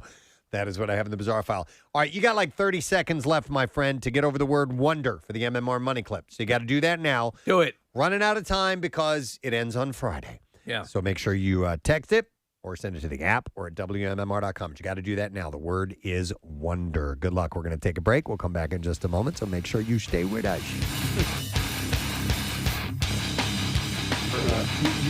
Preston and Steve. Were you a court sketch artist? Sketch artist, yes. Get out of here. I had an art scholarship before I had a football scholarship. Wow. I was looking at some of your stuff. It's really good. Oh. And why is it that court sketch room artists are usually so terrible? Yes, they are. It's a lot of it is you have to be fast. Yeah. But at the same time, you have to understand too, for me, I would have went the whole art route. But no one was going to pay for that. Like, starving artists is a real thing.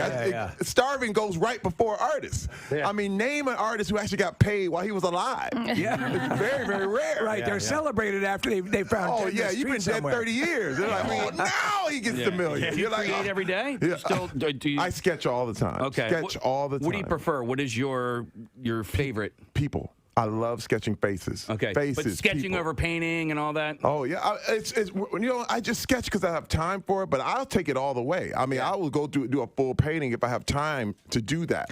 But when I would get cut from an NFL team, I would go back in the locker room and ask the players if they want their portraits painted. That's what I would do, and that's how I survived. Wow. They would be like, "Man, you pretty good, man. Here's $5,000." But you know what? I would. Were you self-taught? No, I'm self-taught. Wow. But I would literally trick the guys. I'd be like, "Man, you need a painting."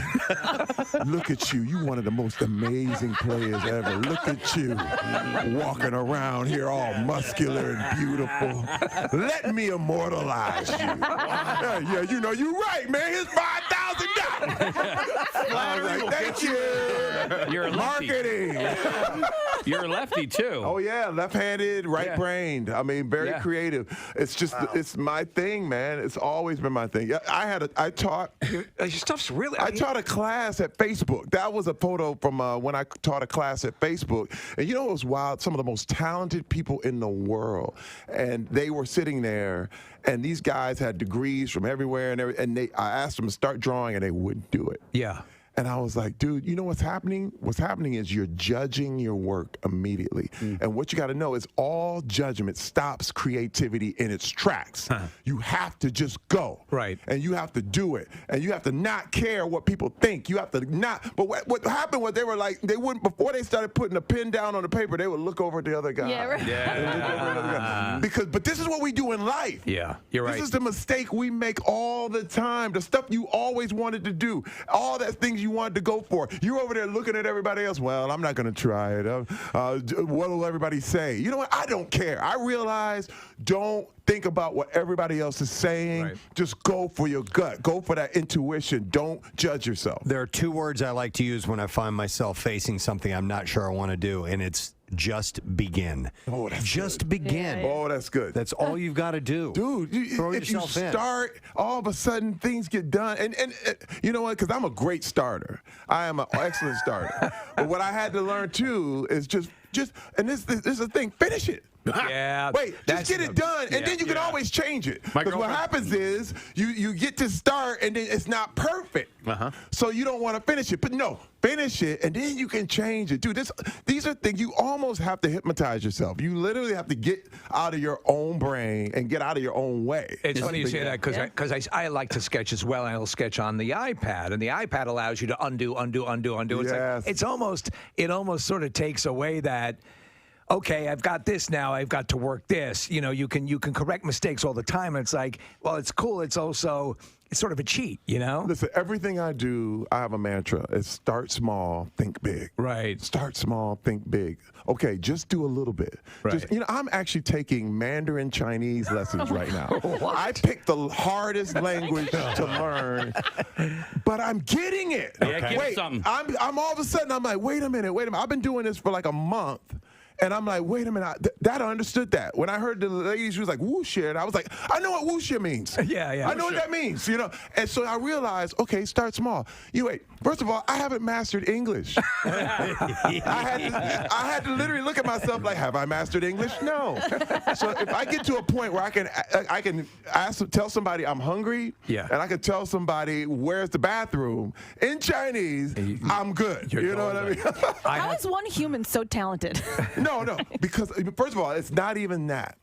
I just keep going. Like, just try everything you want to do, and I only do what I want.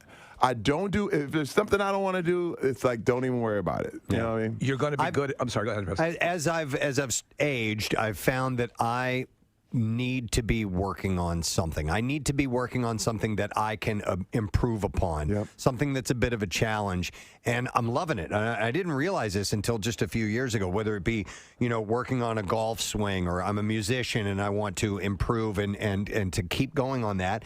And I love having that. It's so satisfying. Yeah. First of all, listen, you've been talked out of your creativity, man. You've been told you're not creative. First of all, like you said, I'm left-handed. The world is a right-handed world, which deals with math and science. So all the arts are given as hobbies, but just half your brain. Yeah. So you have to, I'm literally telling everybody, be more creative, exercise it, because you've been talked out of it a long time ago, and it's so satisfying. I built Legos like crazy. Yeah. So speaking of arts and stuff like that, so my daughter's in 8th grade. She's in school right now, so I can talk about her.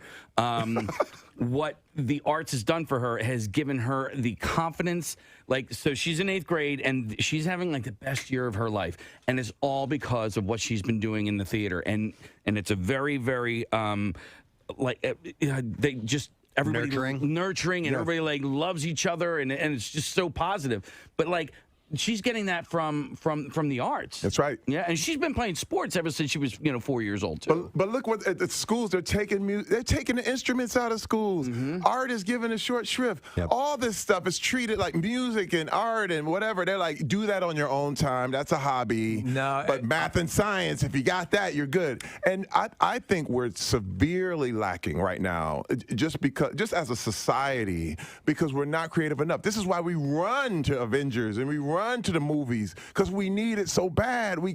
I mean, all the story, all the content. We need more. We need more. Imagine the world without art. Imagine the world without creativity, without music, without paintings, and what we would be bereft of if we didn't have that. And to your point about all you have to do is create. It doesn't matter if it's good. Just do something, create that, and if it stinks, do the next one. First of all, that's the world I grew up in.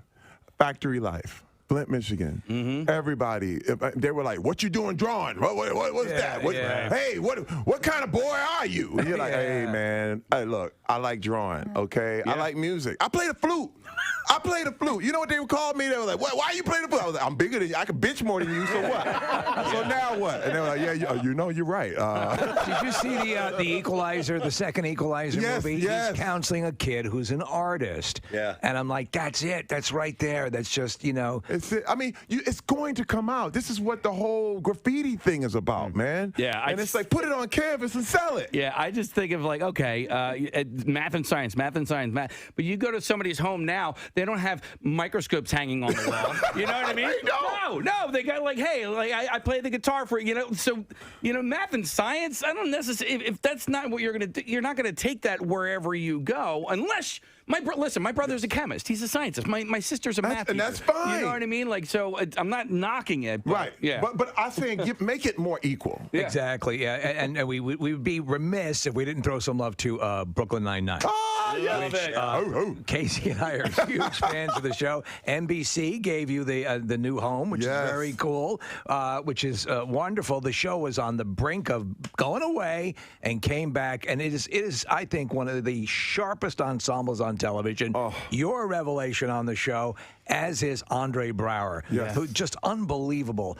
So everything, you're up and running. Yes. Season 7 starts February 6th. We already have been picked up for season 8. Nice. That's the vote of confidence, man. Why do you think it works 8 so well? seasons. It's crazy. Why do you think it works so well? Because we love each other, man. Yeah. And this is the greatest thing ever. One thing I'm gonna preach right now. Yeah. Competition is the opposite of creativity. The opposite. We do not compete with each other as a cast. Right. When you see a show fall, it's usually because the actors or somebody within there is competing with each other, and it causes the thing to blow up out of nowhere. We literally are all operating on our own levels, creating and encouraging each other. We are a true family, man. I don't know what else to say. And everyone gets their moment. And also, you allow the self-deprecation, the stuff that they have you doing is hilarious. I love it. And again, a lot of people forget, out of the gate, Brooklyn Nine-Nine was sort of the sweetheart. It won, I think, a Golden Globe for the best comedy series and so on and so forth. And then suddenly I'm like, what the F? This show is great, and why are they getting rid of it for?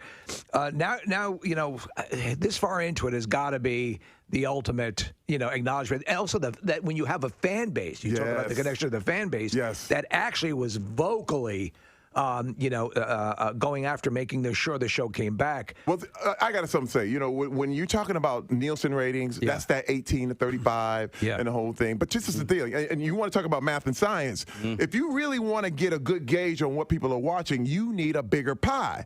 But the Nielsen is literally only 5,000 homes. Yeah. So wait a minute. I'm going, hey. But let me tell you what happened. The internet. Yeah. The internet spoke for us. They literally went nuts. And they got like 100 million people saying, wait a minute, why did you cancel this show?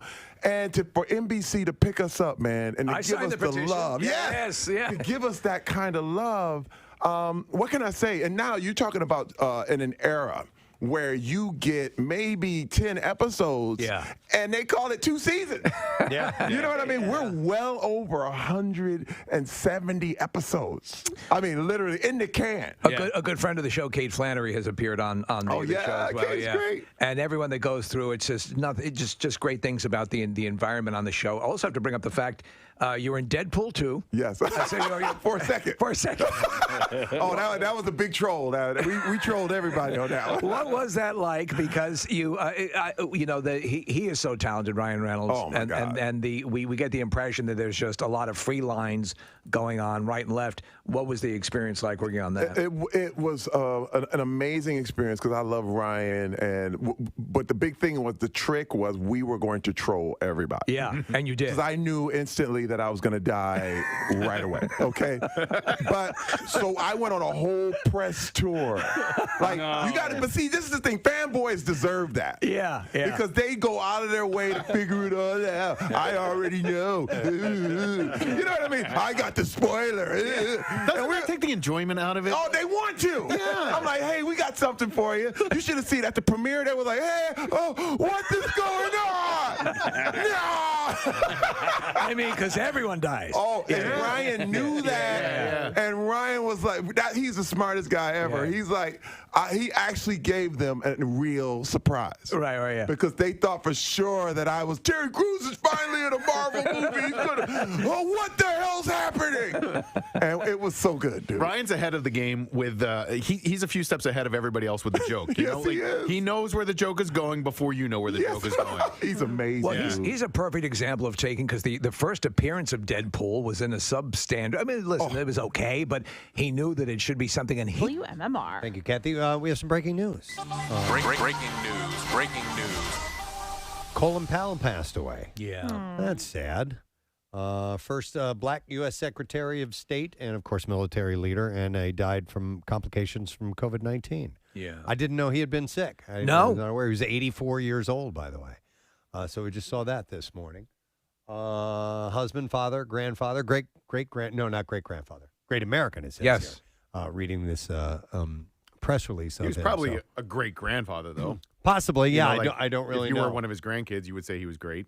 Sure. Yeah, he was great. He was a great grandfather. But he did 2 tours in Vietnam, and so he was a combat veteran, and then obviously worked his way up in the ranks, and then got involved with politics, and so wow, I did not know, had no idea he was sick. No, again, it's in this time where you immediately assume, okay, anything that's happening, I'm going to hear about it, because there's just 45 million different ways to hear about the news.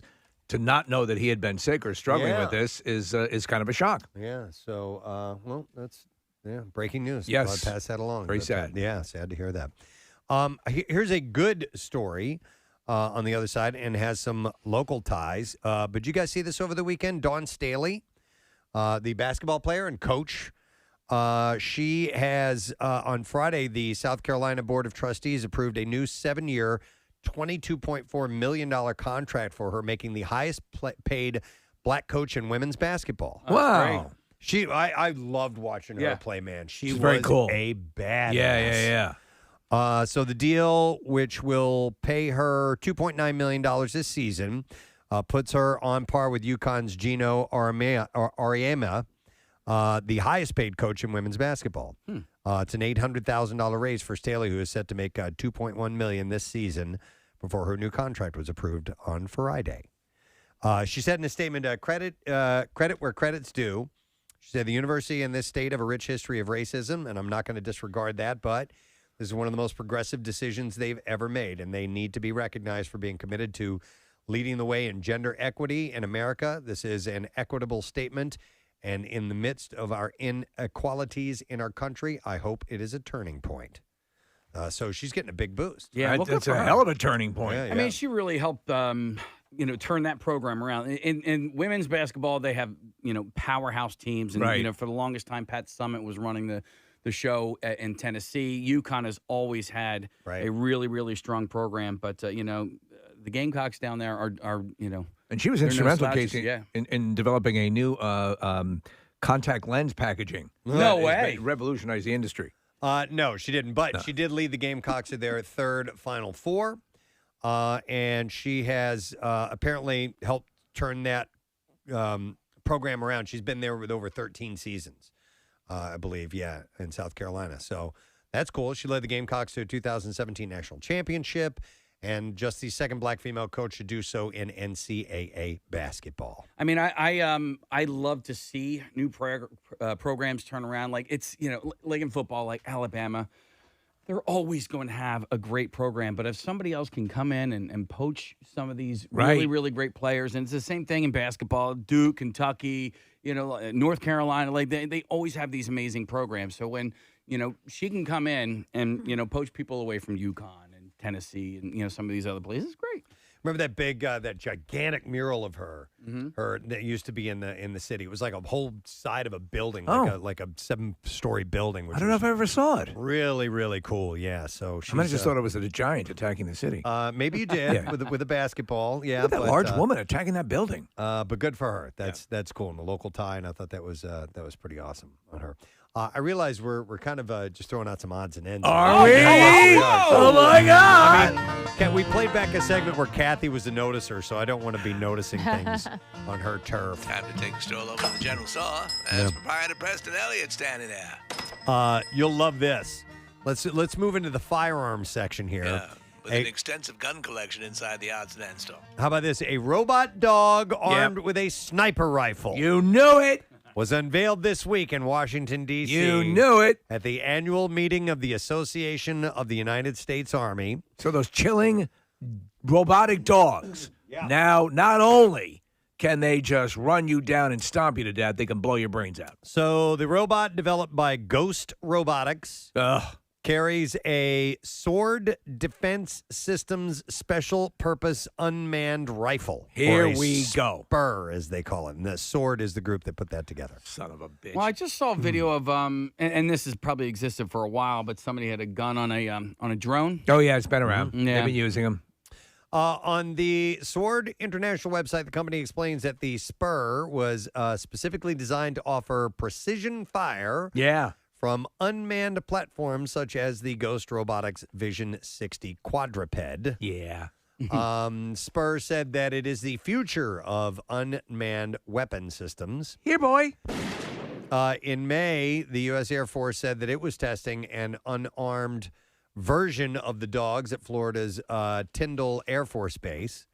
The Pennsylvania-based Ghost Robotics, by the way, has been building the four-legged QUGV, or quadrupedal unmanned ground vehicle robot, since 2015. It just sounds friendly. Is that in and around our area? I think they are, right? Oh, man. Okay, so please, Ghost Robotics? if the company is listening, can you give us some for defense? And just in case we are attacked, we have our defensive robotic dogs, because I think we're getting to the point now. We talked about this for the longest time, Preston, how terrified we are of what this is leading to. And from the Metalhead episode of Black Mirror. Yeah. This is it. This is what you're looking at. So while some may worry about a robot drone with a lethal sniper rifle. Yeah, me. That Popular Science reports has been adopted by Homeland Security and Special Operations Snipers. Ghost Robotics CEO Juran Parekh said that the weapon is fully controlled by a remote operator. He said there is a human controlling the weapon. There is no autonomy or AI. Yeah. He assured. Right. That is only a matter of time. It always happens. The machine becomes self-aware, and then it dominates the world, and then it's our overlords. Well, they might be listening, because Ghost Robotics headquarters are in Grace Ferry. I thought they were around here. All right. Yep. It was not immediately clear whether the quadrupedal robots and rifles are being sold. Yeah. But Parikh had noted that the robot had been chosen for its ability to maneuver over tricky terrain, and its operators remain out of harm's way. And by the way, why should we be comforted by the fact that there's a human controlling it? What if that guy's loony? Yeah, right. Yeah, he could be loony too. While reaction to the armed dogs has been mixed, Pentagon policy states that all robotic weapons should be under the control of a human operator. That may provide a little comfort to those shocked by the robots, because they're scary looking, man. I mean, they just look insect-like. Very much so. Yeah. What if you put like a cute face on it? Something. Yeah. Like I don't know, like the Teletubbies. Or I was thinking like Doug from Up, like just a dumb dog face. Like, I'm just blew your head off. Yeah. Like an actual I just dog gained face? access to your home and murdered your family. Maybe. Wow. So they put a sniper rifle on this thing. Well, there's this, and that's the least of it. There's much more destructive capabilities. Now listen, sending one of those into a situation where you're looking for someone, say, like at a burning building or something like that, that's cool. Oh, yeah, totally. You know? I wonder if the robots are going to hire like a PR department to brush up their image a little bit. Maybe. Instead of kill droids. Yeah, I would hope so. All right, I saw this. This is way up on the top shelf here. You guys ever heard of leaf peeping? Leaf peeping. Peeping? Is that like going for fall foliage? Yes. Yeah. Leaf peeping. No, I'm into that. I didn't know it was a name. I love to watch the leaves change You're a color. leaf peeper, huh? Yeah. I didn't know it was a thing. I mean, I know that people do it, but I didn't know it had a name. And I like docking. Called leaf peeping. You're into docking. Okay. My brother likes to do that. He likes to go up to like Vermont, New England area. Recently, he went up to upstate New York. It's nature's, colorful display, right? Yeah. Do you do it? No. Oh. So he will plan a trip specifically with foliage in mind. Yep. Well, as soon as the leaves start changing colors, and he goes to a place where they are plentiful. So an ongoing online poll of undisclosed number of U.S. adults revealed how they answered the question, which was, have you ever traveled to see leaves that have changed colors in the fall, also known as leaf peeping? I'm not sure about that name, though. And 55% said no. It sounds like you're watching the leaves take a shower through a window. But 39% said yes. I mean, you could do like the alliteration, just leaf looking. Yeah, Okay. it would have been better. Peeping sounds like you're breaking the law. So I did go up to upstate New York one time to specifically with my wife for leaf peeping, and it was it's fun when you see it. The trouble is you can take the trip, and by the time you get there, it's past. I did it in New Hampshire one year, Steve, and it was like torrential rain. I don't know if there was some lingering hurricane that had worked its way up in this time of year or whatever. But I went with my dad. We went hiking in the White Mountains near Mount Washington. And part of the reason why we went this time of year was to go leaf peeping. The foliage is going to be glorious. Oh, dear God. All of the leaves had already fallen off the trees because of the wind and the rain. It was just terrible. I get the image of you and your dad sitting in a tent as it's raining outside. And then on the flight back, that was the landing gear didn't load properly out of the plane, so they had to send the fire department out onto the runway at the Philadelphia International Airport. This is a real quality trip. Yeah, forget leaf peeping. It's deadly. So I assume that if you just head maybe to the Poconos, if you get just a little bit further up in elevation, it might go a smidge quicker. The Poconos, you really run the risk of because they can all disappear up there really fast. It's weird. Like, but when you go to upstate New York, when you go to these leaf peeping states, New Hampshire, Rhode Island, Vermont, Maine, that type of place. Upstate New York. Yeah. If they're I don't know, they're more plentiful forests and more leaves to gaze. I think upon. our peeping window in this area is rather limited. Correct? Yeah. All right. Oh, there's some nice places. There are. Where do you There's peep, just Kathy? there's just more to choose from up there.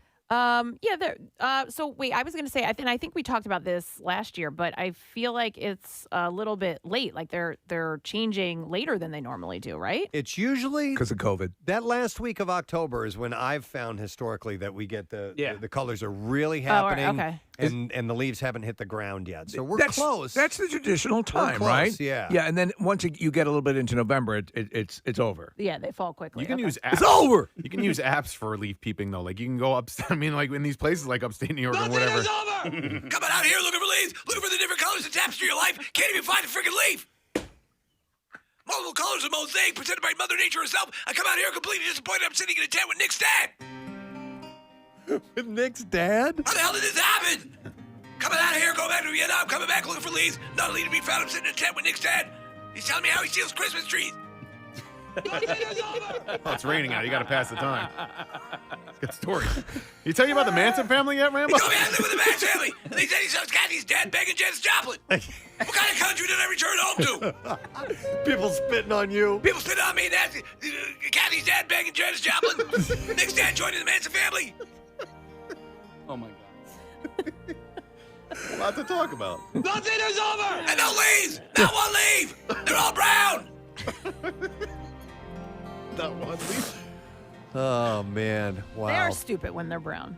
Oh, my God. Just like birds. Stupid, huh? Stupid. It's like the gray bird and gray. I think it's brown. I think it's I'm brown. not I think it into is brown. Wait, and you know what's so funny, Nick? We probably threw it away because we cleaned up over here. But It was a dead bird? No, we had. No, listen. I talked to. This is a thing. I talked to a color specialist. Oh. And she tells you what colors you should be wearing as far as your fashion goes. Oh. And she actually gives you a little card. She pairs you from your skin, your hair color, all of that, the colors that look best on you. And the one color she told me I should never wear is brown. So my wife was told by her mom years ago that earth tones and stuff don't work for her, and I think she looks fantastic in them. Yeah, I think that's a bunch of I hooey, think that's a Kathy. bunch of hooey I and don't hokum. know. She should like. It's a bunch of crap! Coming back, telling me what color I look good in, telling me I don't look good in brown, and I look perfect in brown. No, I don't think it's hooey at all. I don't look good in mauve. Your skin tone and your hair color, that plays a part in it. You could put a color on that washes you out and makes you not look so Absolutely. great. You need something for the bedroom and the boardroom. I think it's brown. Kathy hates everything But I brown. do Is there like- anything you like that's brown? We'll have to think about that. Your hair's brown. Your eyes Your are eyes brown. are brown. Hi, I'm Kathy Romano with this edition of Everything I Hate is Brown. Your nipples are. Oh, we almost got it. Yeah, you're right. Your nipples are brown. There's a lot of brown. All right. She's done. Silence. That's it. Silence. Just making it awkward for you two because that's sexual Uh, harassment. But I'm hang not on a sure. second. Let me go to Tom here. Hey, You on your Tom. period? Tom, good morning. How you guys doing? Good. What's up, Tom? Not much. So I heard you guys talking about places to go to watch the leaves change. Leaf peeping. Yeah, this time of year, I like going up towards like Lake Wallenpaupack up in Pike County. Yeah. If you take 611 all the way up to the Poconos, once you get up to like Bushkill Falls, just run that straight. I think it's 209 or 402. Take it all the way up. Just to keep Lake driving. 807. Yeah, 66. Yeah. I'll tell you this, Tom, and Okay. I think there's a lot of there are actually, and Nick, maybe actually you can back Thanks, this Tom. up. There are sites and there are actually live Yeah. video feeds to some of these areas. So if you want to hedge your bets, people are reporting from these areas what the status of the leaves. There are literally apps for Yeah, doing this type yeah, of yeah. thing, for leaf peeping. What you need is, I think personally, to really make it worth your while, is you need a little bit of elevation so that you can see Yes. a decent length. the And panorama, the Then you vista. get the feel for the colors, which is cool. So. By the way, Route 6, North Pennsylvania, is great.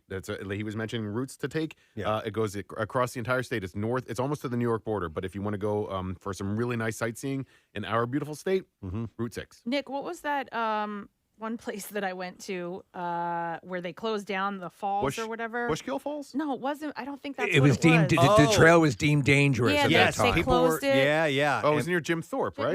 Near Jim Thorpe. I forget the Yeah. name of it, but that was really pretty. Dead Man's Gulch. That's right. You went out there, Kath, and, Yeah. and they said, whatever you do, don't go in this particular. Hey, fancy britches, you told me about going over that trail. I wouldn't do it if I were you. Well, no, they were getting like they were announcing that they were closing it, so we went out there and hiked Permanently, it before we. or they? Well, at least one part of it up to where people were climbing to the top and falling off this waterfall. Right. Basically, they were getting hurt. But the area is beautiful, right? It was really nice out there. Yeah, Glen Onoko. Oh, yeah, that's it.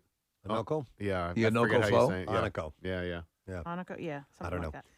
Interesting. Okay, well, there you go. It's called leaf peeping. Coming back from, you're a leaf peeper. Coming back from Vietnam, people calling you leaf peeper. Say that people leaves. I don't people leaves. You people leaves, leaf peeper. I But drink Dr. Pepper and a Brown. apparently people do that, so you're a leaf peeper. All right. Here's a little bit of helpful advice, I think, and I'm hesitant. Is this the self-help section of the store? It is. All It right. is of the general store. I'm always hesitant when I see something that's a really good idea to pass it along to the masses. Well, should they decide to steal said great idea? Well, is it an idea that you came up with or someone else already has? No, somebody came up Okay. with it. So, but I think this is interesting, and tell me what you guys think about this. So, there is a simple hack that may be able to get you an entire row on a plane to yourself. Oh, when you're traveling as a pair. Okay. Okay. So instead of having all three seats, travel with a hyena filled up. You could do that. Yeah. No, but what you do? It's my therapy hyena. According to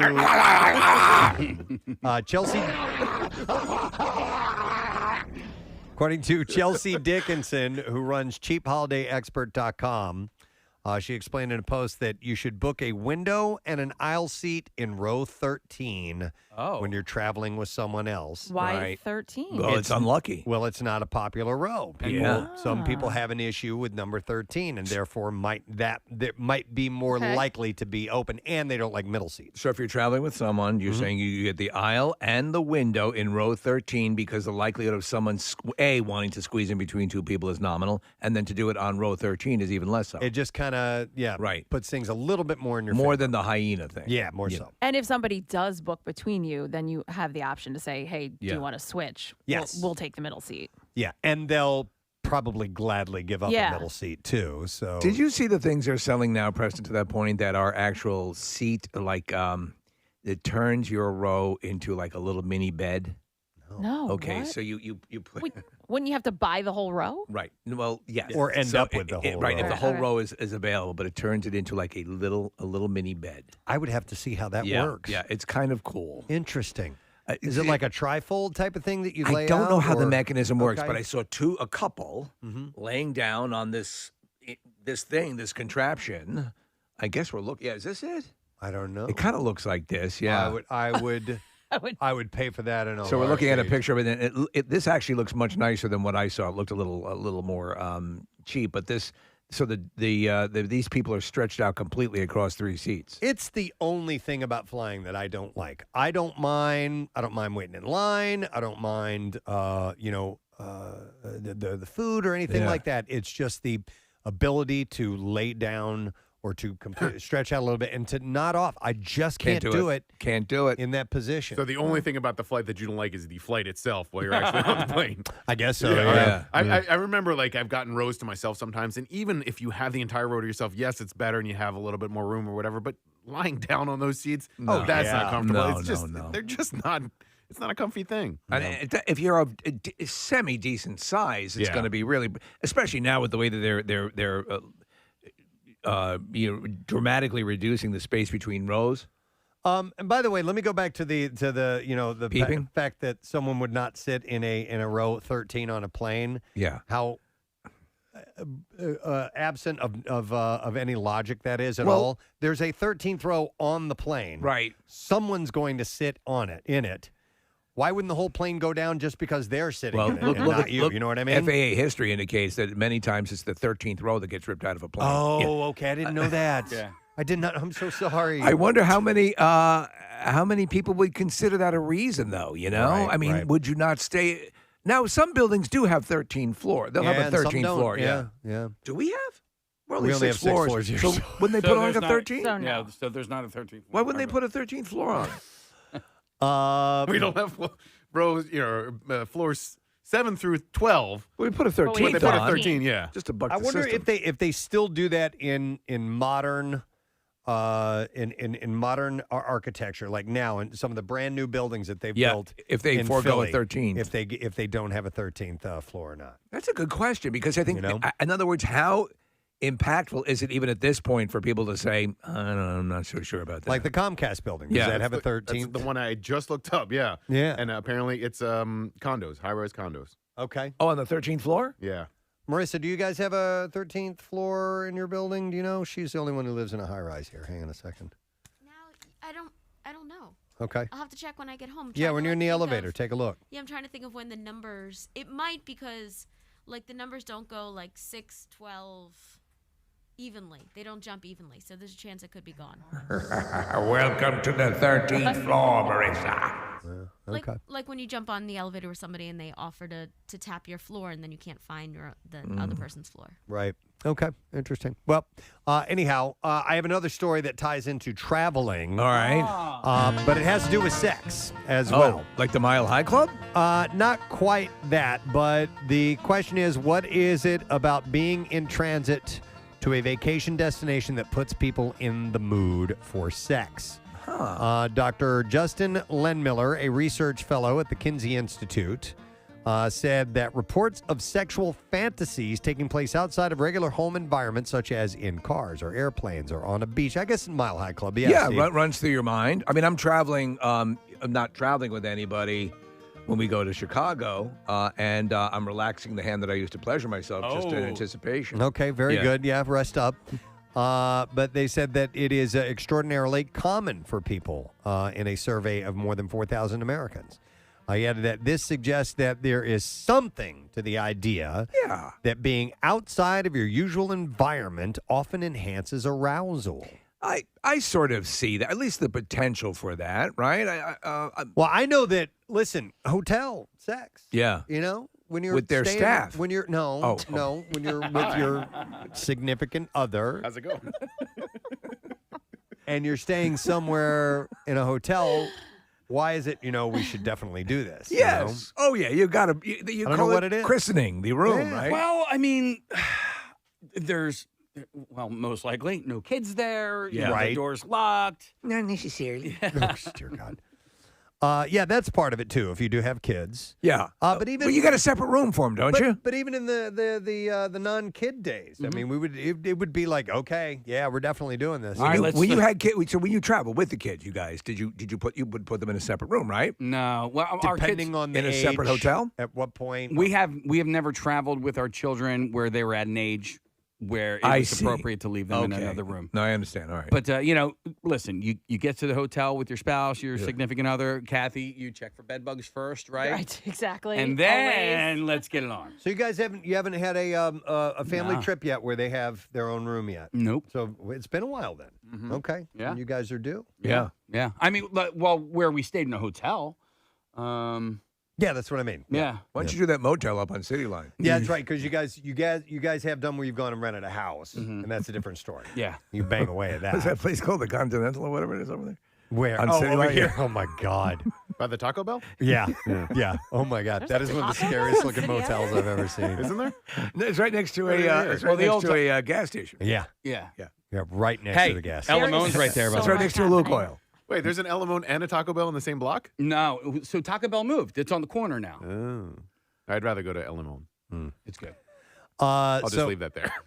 So anyhow, in this survey, this suggests that there is something to this idea of being outside of your usual environment and enhances arousal. He said that this could be because we're broken out of our regular routines. Yes. And then the novelty can create a heightened state of general arousal. Like a boner. And for many, travel alone is a kind of fantasy realized, and it often has the potential to turn sexualized. When I travel alone, I do role playing with myself.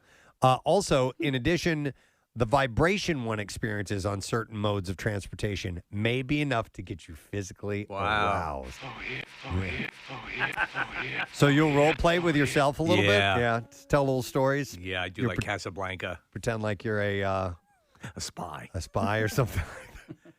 Oh, my God. All right. Let me see. One more story. Let's go with this one. How about this? Wrinkles the Clown. Wrinkles the Clown sounds like an old clown. Is a urban legend in the United States. Oh, is this is like a horror thing? Kind of, not almost though. So Okay. a YouTube channel posted security Wrinkles camera the footage of a child sleeping in their room before a clown silently comes out from under the bed and destroys the footage. The clip, which is staged most likely, has been viewed more than 1 million times, and Wrinkles' popularity has only grown as more and more sightings of him have been posted on social media. The clown can typically be seen wearing red and white polka dot suit with black gloves and a white mask with black eye holes and receding white hair. Yeah, that's a clown, all right. The legend claims that some parents will pay Wrinkles a few $100s to make appearances and scare their kids straight or even just freak out their neighbors. To scare the kids straight? Meaning that if Stop doing drugs! If they've been bad, yeah. Okay. So the story goes that Wrinkles is a divorcee and a veteran from Rhode Island who moved to Florida after retiring. This is the myth of Wrinkles. Yes. All right. Instead of taking up golf, he decided to buy a creepy clown mask and buy some business cards. They made a documentary about this. Really? Yeah. Okay, Wrinkles the Clown. And so would he be akin to like the Slender Man? Only he doesn't kill you. Okay. So he sets you on the right path. So he got a clown mask and some business cards. And All right. sometime after that, he got hundreds of prank calls from teens and pranksters and even some calls from parents wanting his services. Do most clowns have business cards? Wrinkles has done an interview with the Washington Post telling the paper about a time A mother hired him to scare her child, and he added, I just want to have fun and have a good time, make a little extra money on the side, have a little fun before I die. So I'm not sure if this is real or not. Well, this documentary appears to be real that they're showing here, that this is a guy who did it, or at least other people. I'm going to have to explore this, Preston. This seems interesting, and I do like this sort of stuff that arises, like the Slender Man, like these little legends. Okay, we're looking at footage of, I guess might be the original footage of Wrinkles coming out from underneath the bed. Yeah, he's in a trundle bed. Yeah. And he gets out from underneath. And so, yeah, I'm not sure what the story is. I've only read this article about it, and apparently he might be real, he might not be, as far as somebody being actually hired to scare their kids. Wasn't it a couple of years ago that there was, I think when the first It came out, there was a spate of clown. Yeah. And also red ribbons were being tied around places and stuff. Yeah, in Bucks County, there was a fair amount happening. Scared the crap out of me. Listen, I did that. So we have a sewer grate. To your family? Right by the front of my driveway, and I had a red helium balloon, and I tied it to it. That's terrific. And it scared the hell out of my daughter. Good work. For people who know what it is, it's awesome. For Yeah. Who would do something like that? What's that? Scare the hell out of your children. Terrible people. Are you going to do ghillie suit this year, Case? Maybe. I love it when you Maybe. do. Yeah. You've got Because good we were footage down in the the past. shore last year for Halloween. Okay. So I think we'll be back in Delco. You know what? It's a lot of fun. Up your game to a Mickey Gilly suit. Yeah, I could Mickey do that. Gilly. Yeah. The old country star. Right. Wow. All right, well, anyhow, these are just a few things I figured I'd dust off and move along out of the store. Gotta believe it's all. Hey, get out of here, kid. But that's all we have time for now. A reminder, in the 7 o'clock hour, we made an announcement that we now are streaming the entire Preston and Steve show live on YouTube.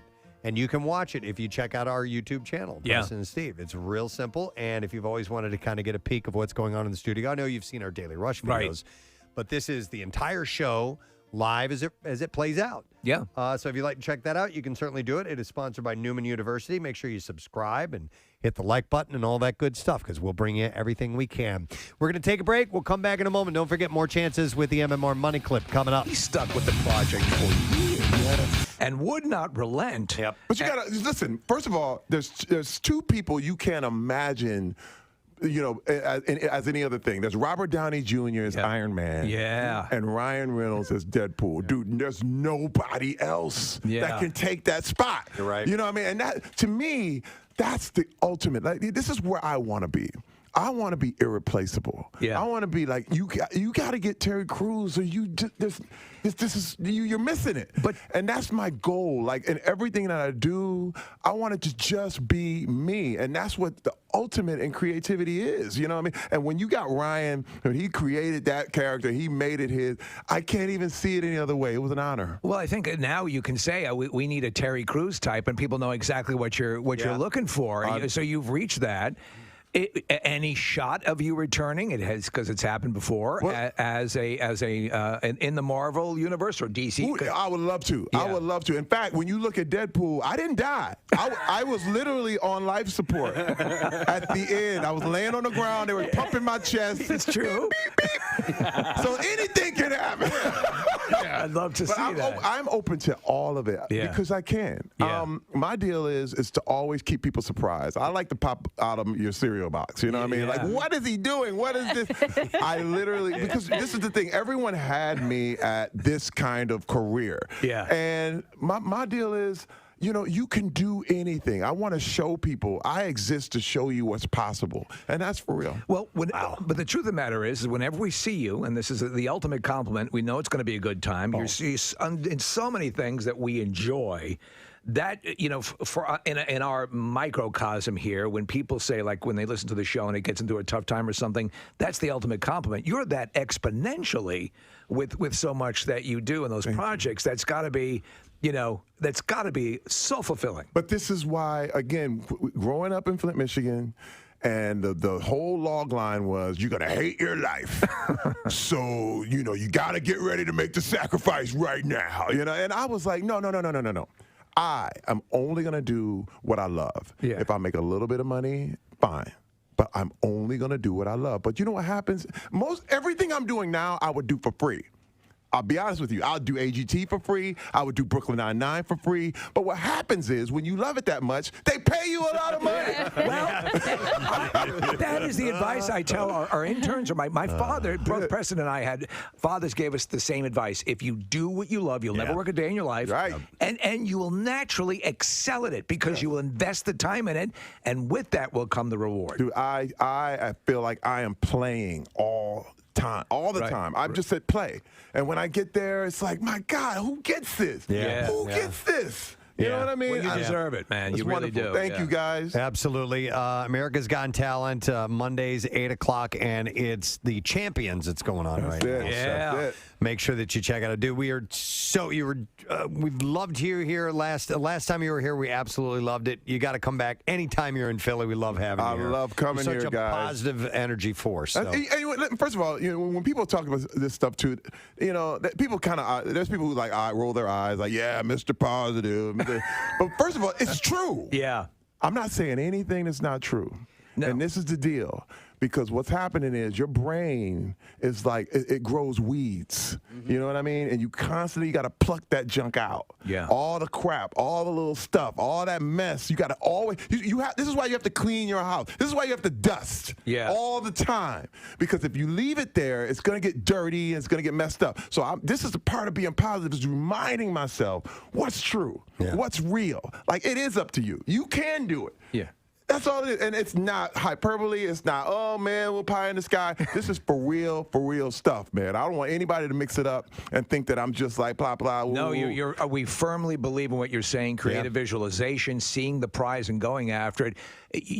People who dispense and dismiss it will pay the price for it. And there's so much to be gleaned if you allow yourself to buy into it and move forward, because ultimately everyone wants everyone to realize their optimum, their maximum, and that's something that you can achieve. I'm with it, man. It's not just crap. I'm with it. I love Let's it. go. I'm pumped now. Let's work out again. I don't want to be your whore.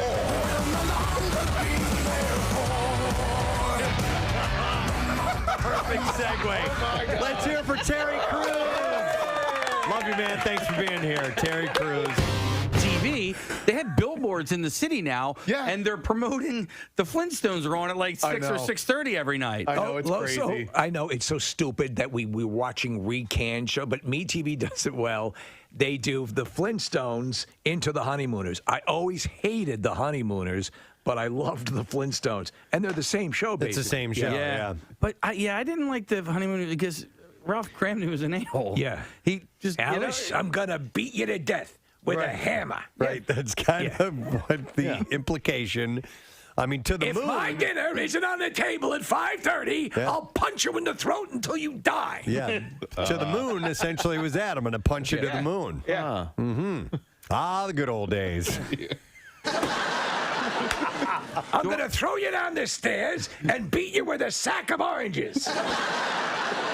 To the moon. They love but it. not before I strangle you and rub a hot iron across your face. Then I'm going to cover you in pork chop sauce and put you into a pit with rabid dogs. Wow. I'm going to cut you up so bad you'll never be able to have children. Oh, my God. I'll remove your breasts with a wood planer. To me, it was so depressing, too, because they had their clothing was in a bureau in the kitchen. Well, they were poor. I mean, they were just making ends meet. But I mean, there's Desi Arnaz used to beat his wife too, because I remember she spent too much. She spent too much money on like hats or something like that. And there was an episode he bent her over his knee and spanked her. Oh, and there was another episode one time, Casey. I kid you not. She had done something that was going to piss him off, so she decided to go and get a sunburn so that he wouldn't hit her. Jesus. Oh my That's God. what television programming was. Lucy, I'm going to throw you down the elevator shaft. Lucy, I'm going to take your back, tie you to the dumpster, and drive the car into you. Ricky. 1950s programming, Wow. man. I'm going to cut your head off. That's ridiculous. Columbia necktie. Break your legs. See, the audience ate it up, though. They loved it. You know? There was an episode of Different Strokes where Arnold got in trouble, and Mr. Drummond, because he wasn't his actual father... Put him in a wood chipper? No. They brought his uncle in to beat him with a belt. I'm not lying. That's... that was a legit... episode. Storyline. Yeah. Here, get the switch over here. Get your uncle. I can't beat you. But fortunately, we found someone who can. Do you remember in the Dick Van Dyke show when Dick Van Dyke slammed Mary Tyler Moore's head in the car door? Oh, yeah. Because the mashed potatoes were lumpy? The audience loved it. They were lumpy? Yeah. Wow. Yeah. I'm going to make your head lumpy. Brought to you by Patient First Cold and flu season is here. I've got a clode. You do have a clode. Patient First is here to help. Hey, Harry. I can't speak to that. You were traveling all day. I was. What's Harry, though? I was going to say they handle everything. They Harry your clothes. And I put handle and every and made it Harry. At these times, you need someone who cares about your clothes and harries it correctly.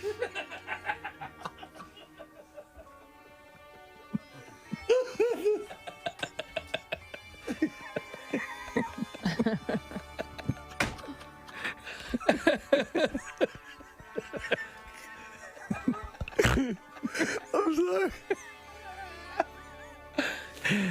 And I snorted too. A Middletown man pleaded guilty Monday in federal court to trafficking protected turtles. 62-year-old David Summers of Levittown struck a plea agreement with federal prosecutors and pleaded guilty to one felony count of violating the Lacey Act and agreed to forfeit nearly 3,500 diamondback terrapin hatchlings, according to the U.S. Attorney Office for the Eastern District of Pennsylvania. Prosecutors said Summers admitted that he falsely labeled the trafficked turtles taken from the New Jersey marsh habitat between August 2014 and October 2017. He acknowledged sending a package containing 11 of them to Canada and mislabeling the package as a book to underreport its value. Officials from the Environment and Climate Change Canada intercepted the package of turtles and alerted American authorities. Today marks a major step forward in the It's so bizarre. of turtles. Do you know Dude, where this guy was making a ton of money? I had no idea they were worth that much. He made $500,000 over 3 years. Oh, my God. Yeah. Oh, I got to go It's better than cocaine. Shipping turtles. Yeah. Shipping turtles. All right, so wait, what my stuff? what did he get pinched for? Lying about it or just No, the shipping it in general? Yeah, the package. The Canadian government intercepted the package, and then they contacted the United States. So, yes, some of these endangered exotic animals can draw incredible money. All right, so I can't go do that as a cottage industry. No. As long as I ship it and package it correctly. No, you can't. It doesn't matter. It's just straight up illegal. Okay. Yes. Sentencing will take place on May 15th. The 62-year-old could be sentenced to as many as 5 years behind 3 years of supervised release, a $250,000 fine, and restitution to New Jersey for the value of the turtles. Imagine you end up in a cell and the guy with you is a triple homicide. What are you in for? Turtles.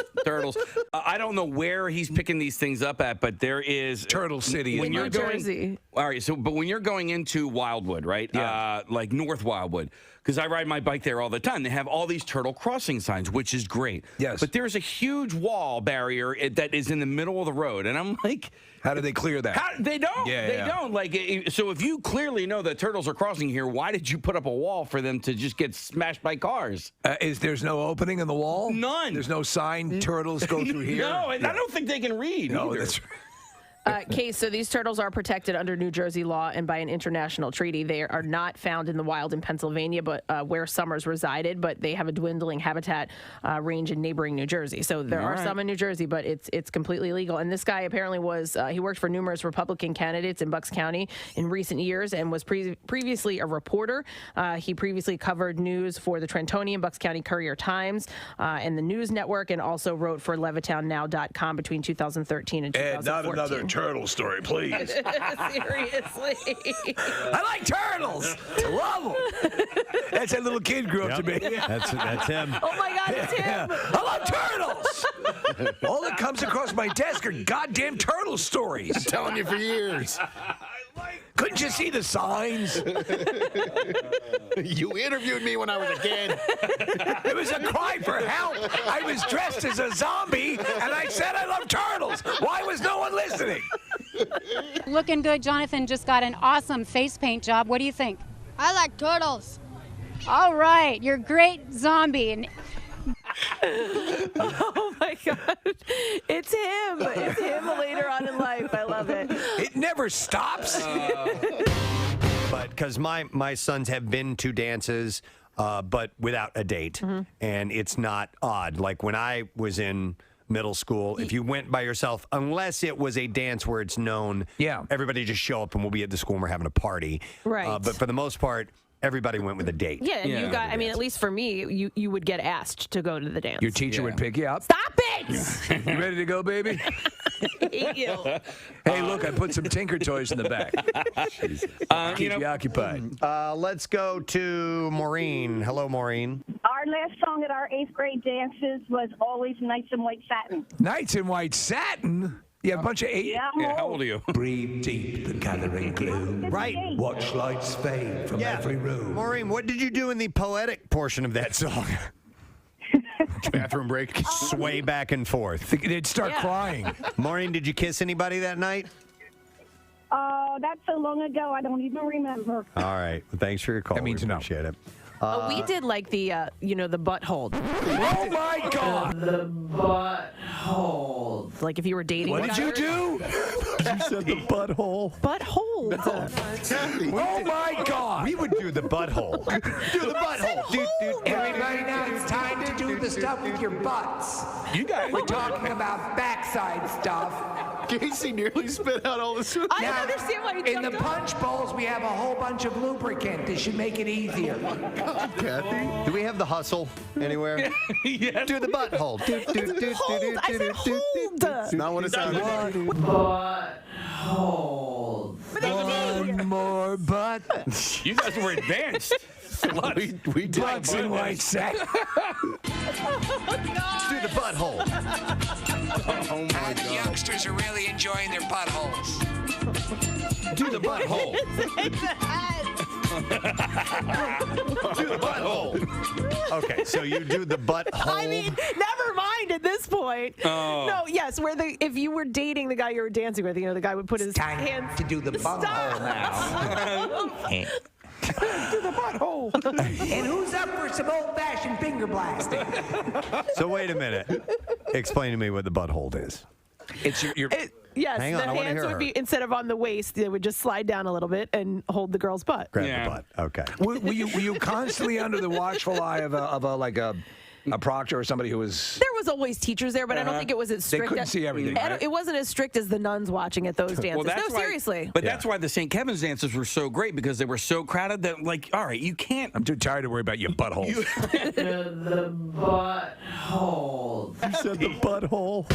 Somebody had sent me a listing for a home that's on sale in Maple Glen. All the realtors are posting it on there. Oh, they are? Yeah. Okay, so there's 48 photos, and if you get to photo 31, you have to stop and go. WMMR. All right, thank you, Kathy. Reminder that 2 weeks from today, we start the Preston and Steve Camp Out for Hunger.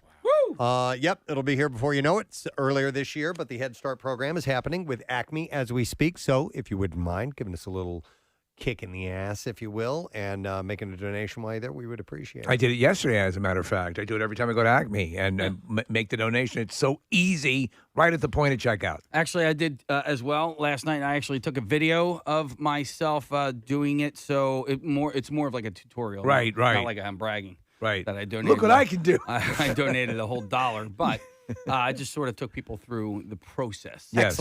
Excellent. So, help out if you can, and then obviously come and see us when we are doing the Camp Out for Hunger. And like I said, it's 2 weeks from today. It's unbelievable. Listen, I'm simultaneously excited about the things that are already in the works and planning, for this thing. And obviously, it's much earlier than we've ever done it before, and we're kind of dealing with all these things that are uncertain. So I'm terrified and excited, but I just know it's going to, listen, and the one thing that is not a question is how generous people are. Yes. So that's always the comfort. Yep, absolutely. So we had a weird little moment week on the show here. It was Friday, and Nick got a text Yeah. And he could tell something was going on. And turns out it wasn't worded exactly the way it should have been, I guess. Well, all right. So let me preface this by saying that my mom is fine. And that's how the text should have started, right? Exactly, Right, yes. So this was Friday morning, 9 a.m. We're in the middle of the show, and I'm on several text chains with several people, right? But there's a text chain that's me, my dad, and my two brothers. And normally we talk about baseball or the Flyers or whatever. And in fact, the day before had been talking about the baseball playoffs. So Friday morning, 9 a.m., I look down at my phone and I see a text from my dad, and there had been a game the night before. So I think, maybe he's talking about the Dodgers or whatever. And they're playing in the next round. And I look down, and I'll just read it to you. It says, at the hospital, in the emergency room for mom, we'll give more information later. Oh, my God. That's it. Wow. There's no context. There's nothing, so. Can't do that. You can't do that. So here's the thing. I appreciate the fact that my dad was trying to keep me and my brothers in the loop and keeping us informed. However, all he really did was make me panic and make my two brothers panic without any further information as to what the hell was going on with my mom. And I'm sure, did everyone start calling him then at the same time? I called immediately. I mean, I think maybe we were in a commercial break or playing a song or whatever. And so I ran into the other room, called him, and he said, I can't talk right now. We'll talk more later. So, that's not the text that you lead with. Right, If something's wrong with mom and she's in the emergency room, I appreciate you letting me know, but you have to spell it out a little bit more. And I think that my dad, just when it comes to texting, when it comes to email, he's just not that great at it. Think of the context. Think of how it will be received. And there are some people who just don't understand how you impart information like that. What would you prefer the text to read in the sequence? Hey, boys, everything's okay. There's a little bit of concern. I've taken your mother to the emergency room. She's getting tests. Expand the information a little bit. Yeah. There's a bit of an episode right now, but she's getting the care that she needs. But to keep it as simple as he did, with no explanation or further expansion as to what actually was going on. In the hospital, is not jarring. much to say. Yeah. Both of my parents are in their 70s, so anytime you see anything about with an ER involved and the hospital involved, it'll set you, to panicking. At that Or point. any time there's a phone call, after a weird time, you're like, okay, why are they calling me at 10 o'clock at night? Exactly. And she's like, apples are on sale at Aldi. I forgot to tell you earlier. Oh my God! I'm like, it's midnight. 2:30. No. I just saw some great bargains at Target in the flyer. Give me a call. Oh, by the way, the whole family died in a plane crash. Yeah. I appreciate the information that you're giving me, but my wife and I, we've had to sort of establish a baseline because I will call her and she doesn't answer the phone, no. and then I'll send her a text saying, "Hey, call me." She's in a ditch. No, not even hey. I'll just say, "Call me," and then immediately she's like, "Oh my gosh." Something bad happened, right? And so she calls me in a huff and a panic. Oh my God, is everything okay? And I'm like, yeah, everything's fine. Did you see the apples at Aldi's? Candy's mom called her at 2:30. Now, I would interpret just the two words "call me" as it's important. Yes. Yeah. So Agreed. that's why we have had to establish a baseline. And my baseline for her is listen, I will if it's an emergency or something bad is going on, I will let you know. If I'm saying call me, it just means call me. That's all, right? So I had this conversation with Marissa last week because my mom will do it. She'll do it on the phone, in person, and in text. But she comments on a conversation that she's having in her head and that you don't know anything about. So it's like mid thought. And I did it to Marissa last week. I was like, so listen, what do you want me to do about that? And she looked at me and she's like, this is what your mom will do? Could you explain that? Yes. And I was like, oh my God, I just did what my mom does. She'll send a text and it'll like that. She'll be like, they're on sale. Go now. Okay. And I'm like, okay, well, let's start from the beginning. What's on sale and go where? Give me a subject, and then we can build upon that. Yeah. I do that, so that's something that my wife has had to deal with all our existence together because I'll be, my mind goes in a million different ways. I don't think the way a lot of people think because I'm stupid. So anyway, she'll get half a story and she'll pertaining to what? Yes. What are you talking about? That's what I do with my mom. And I get so annoyed. And then I feel bad. I do get annoyed. And she's like, because she gets so a lot of, sometimes it's, it's information that maybe has her, blood pressure up a little bit. And so she's like, oh my God, this is what's happening. I'm like, all right, well, let's start from the beginning because I'm lost right now. You've got to back it up a little. Expand on it. Yeah. All right, here's a perfect example of what not to text to someone. All right, so this is, I don't know who he is, but he texts and says, I accidentally shot myself in my leg in 2008. My mom texted my sister and said, Joey shot himself. Oh my God. Oh my God. She thought I was dead. Yeah. Dead. Mom, maybe a little bit more. Joey shot himself in the leg. By accident. Yeah, by accident, and not Joey shot himself. Or you say, hey, everything's okay. Right. Joey's fine. Right, yeah, start with everything's okay. Everything's Right. okay. Yeah. Joey's fine, but he accidentally shot himself in his leg. Wow. It's like when Joey's not here anymore. Well, it's like when the schools call you. That like Yeah. if you get a call from the school nurse, the first words out of their mouth are, "Your kid's okay." Yes. Blah blah blah. But Right. they hit their head on the playground or whatever. Like Right. that. But- If there's anything like that, like Yeah. a gun or shooting or somebody's at the hospital, start with that. Your child is okay, but prices have never been lowered all these. Yeah. Or you just start with like, okay, your child is no longer with us. Oh Yeah. my God. He left with his grandparents a little bit earlier. Right. Here's a text that says, my son texted my wife and said, call me ASAP.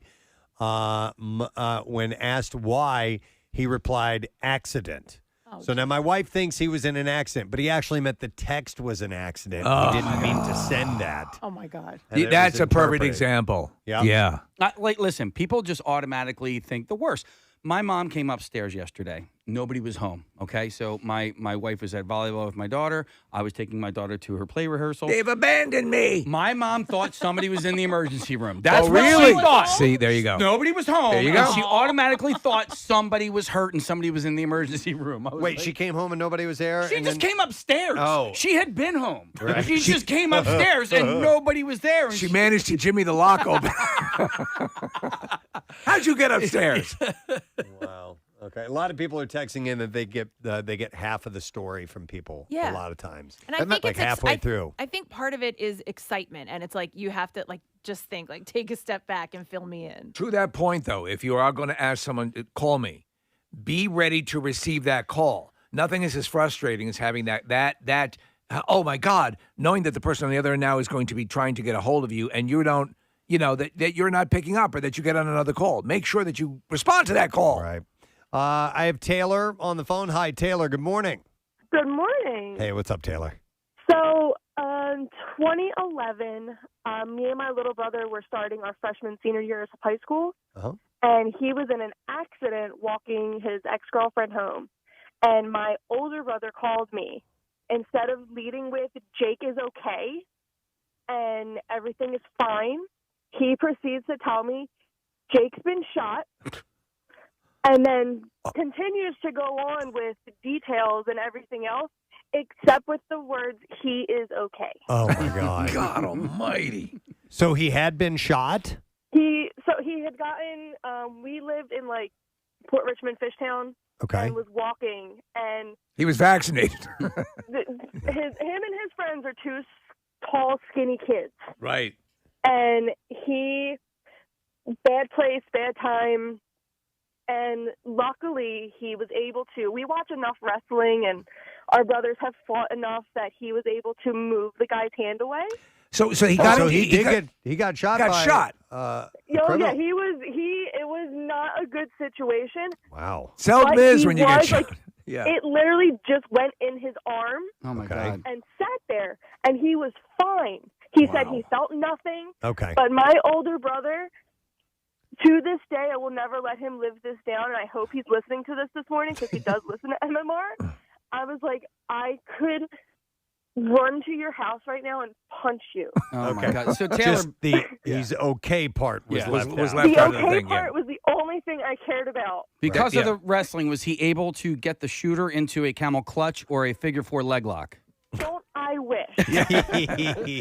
That's a Wow, wild interesting. story. Yeah. All right, Taylor. Thank you. We appreciate it. Thank you. Have a good day, guys. All right, Wow. you too. Let's go over to Doug. Hey, Doug. Hey, good morning, guys. Gadzooks. Morning and gadzooks to you, sir. What's going on? So I get a phone call last year from my daughter's school, the local tech school. She's in the firefighting program there. And they open the call with, Mr. A, just want to let you know your daughter got hit in the hand with an axe. Okay. Nothing else. Just that's how they opened the call. And I'm, as a firefighter myself, my heart drops and And as it turns out, she just got crushed. They were using the back of an axe like a hammer and hit her in her gloved hand and stuff like that. But that's the phone call I get from the school nurse. Oh man! How long before she's okay? She was fine. She, Okay. It just bruised finger and stuff like that. But the gloves are pretty thick. But that's you're talking. I heard you guys talking about the phone calls, and that's the phone call I get from the school nurse. I gotcha. Yeah. All right. Thanks, man. I've never seen anything like this. Yeah. But I've been on the job for 4 days. Let's see. There's a bunch of texts coming in. Interesting autocorrect. It says, I was in the ER. My husband, who is a medic in the field, texted my mom and said, good news, Janelle is dead.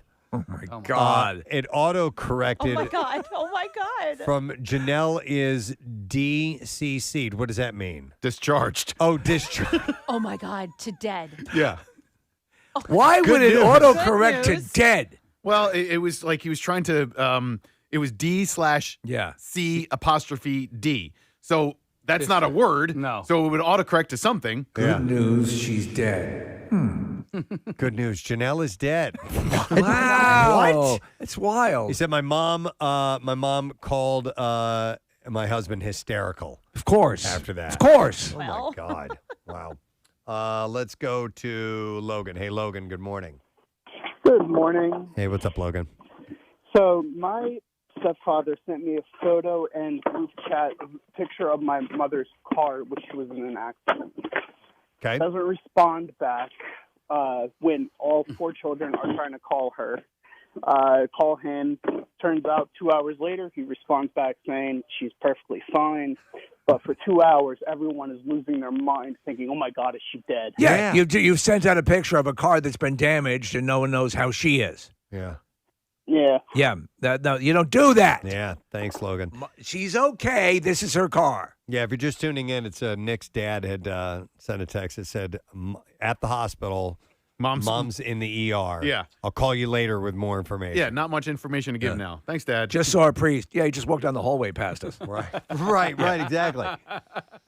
Yeah. That can be a little bit jarring. When Yeah, it comes across very jarring. the wrong way, and you only get just a little bit of info. The sketchiest stuff.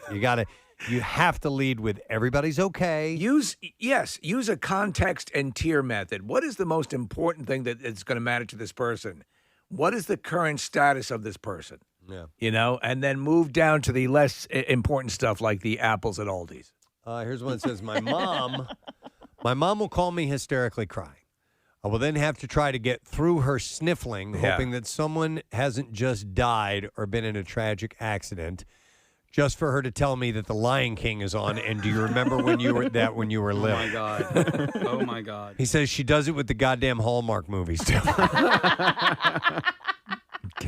You drive people crazy. Crying. Have you ever had someone on the phone who was inconsolable and you're trying to, there's nothing you can do. You're trying to help them. But Yeah.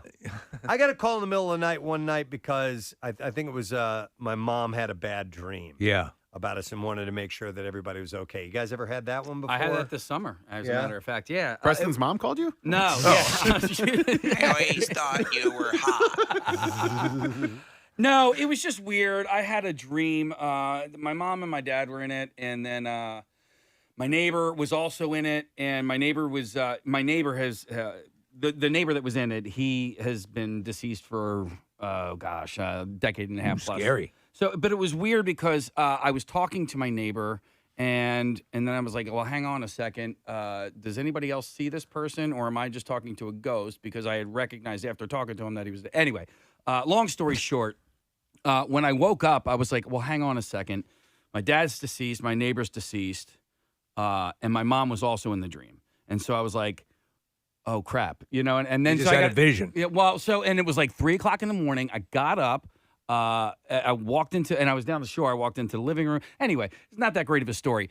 Turns out my mom's alive, but that's pretty good. But yeah, but because everybody else was deceased in my dream, I was like, oh crap! Like, what if that was my mom in my dream? Right. And it was her coming It from the throws you. afterlife. Yeah, It's a weird thing when dreams like that happen and it lives with you for a while afterwards. I can't cried. fly. Yeah, no. So because when I walked into the living room, my wife was actually awake because she has a terrible sleeper, Yeah. and so I was telling her about it, and then I got like really emotional and worked up. And There you go. And I wasn't, but then I fell asleep, and then as it turns out, my mom's okay. Right. Listen, that's a happy story. If it was a good story, at least your mom's good. So you get scared when you see stuff like that. You don't know. And to that point, my mom's okay too. So all of this happens on Friday morning. I went to the emergency room afterwards. It turns out it was probably just either a panic attack. It could have been gas. It could have been heartburn. So the concern was that she might have been having a heart Took attack. a turn for the worse. I made a wrong left. But when I got there, I checked in on the emergency room and made sure that she was okay. And we were there. And she was checked out. She was discharged by like 12:30 or Excellent. whatever. Glad to hear that. But I talked to my mom about my dad's inability to communicate while we're in the emergency room too. I was like, Mom, next time something like this happens, maybe you be in charge of communicating to me and my brothers. Yeah. There were a couple of bars in New Jersey. They were called the Library and the Library 2, and it was just a funny, hey, we're going to go to the library. Wouldn't that be funny to call your bar the emergency room? We're in the emergency room. We're in the I'm in the emergency room. There's an office. There's one in Summit, New Jersey. It's called I'm Going to the Office, and it's the name of a bar. There's a bar opening up in South Philly called the Gym. There you go. Yeah, I'm going to the gym. I love that. There's a bar opening up called the Whorehouse. But it doesn't really work Where that are you well. going? No, I'm at the Whorehouse. No, it's just a Damn it, bar. that's just as bad. Let's go to Lauren. Hey there, Lauren. Hey, good morning, it. Morning, it. What's up? So my story actually takes place pre-cell phones. It was around 1995. I was about 5 years old. My dad was giving me a bath, and I fell in the bathtub and cracked my chin open, which, as you know, face wounds bleed a lot. Okay. So as my mom likes to put it, she had her one afternoon by herself shopping. She comes back to a trail of blood going from the bathroom into the kitchen where my dad had left a note. Took Lauren to Our Lady of Lourdes, and no other information. And he sees blood all over the house. Lovely. Oh, Yeah. no. The sacrifice went as planned. All right. Wow. So I would imagine he rushes to the hospital, or she Yeah, did. so she rushes to the hospital, and obviously I'm pretty much fine. Yeah. But I had to get some stitches, but it wasn't as bad as it looked. I could see your mom beating your dad. Don't you ever do that. You know what? I hope there's another room open in this hospital because you're going to need it. Yeah. Yeah, absolutely. You'd freak the hell out. Did you need stitches or anything, Lauren? I did, and I still have a scar, actually. Yeah. It's kind of All right. cool. Thank you. Like Indiana Jones. I still have a scar on my forehead from when I was like 5 years old. What was the injury? We were in a department store, and I was wearing cowboy boots and running around. I tripped over my feet, and I hit the corner of a display counter. It was like a sharp corner. Oh, boy. Boom. Yeah. Sliced it wide open. Yep.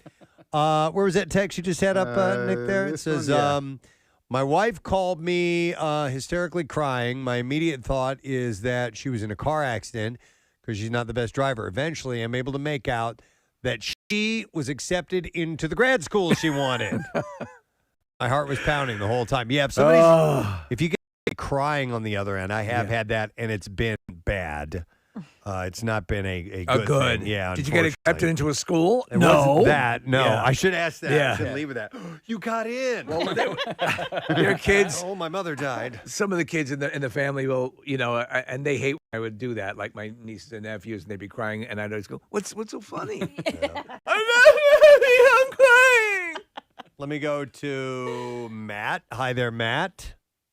Hi, is this Preston Steve? It is. Oh my God, first time, long time. Congratulations. What's up, my man? So when I was like 18, 19, I was working for a plumbing company down in South Jersey, and it was the end of the day, and I ended up taking a big truck up 295. I ended up having a bad car accident on that ride, and then I ended up totaling the truck, and then I had to call my dad. And, of course, my dad was freaking out. And then everything else turned out fine. But then several years later, I was on another construction site where I ended up cutting my wrist with a blade. And again, after everything was taken care of, I called my dad. So now every time I call my dad during work hours, he freaks out. He's like, "What's wrong now?" And I have to tell him, I'm like, "Dad, everything's perfectly fine. I just had some time off. I wanted to talk." Yeah, no, but if you call outside your regular calling patterns, it's just the natural instinct of people to go, "Oh my God, something's wrong." Oh yeah, just the way of it. So Yeah, so that's so now every time I call him, he freaks out unless it's after 3:30. Right. Yeah. So call him after 3:30. Yeah. All right, thanks, Matt. Appreciate it. No problem. Yep, the late night phone calls. That's the first thing pops in my that's mind. the It's worst. What are you watching? Somebody died. Yeah. Ooh, it's the worst. Or, I'll get. Oh, sorry. From mom? Yeah, Yeah. like they. I forgot. You go to bed early. Yeah. Yep. Oh, that's right. Sure do. You're on that radio show. Yeah, that's right. All right. Well, anyhow, you may want to lead with everything's okay. Yeah. By the way, Hopefully it is First of okay. all, Yeah. Yep. So Nick had a bit of a scare on Friday, but thanks for your calls.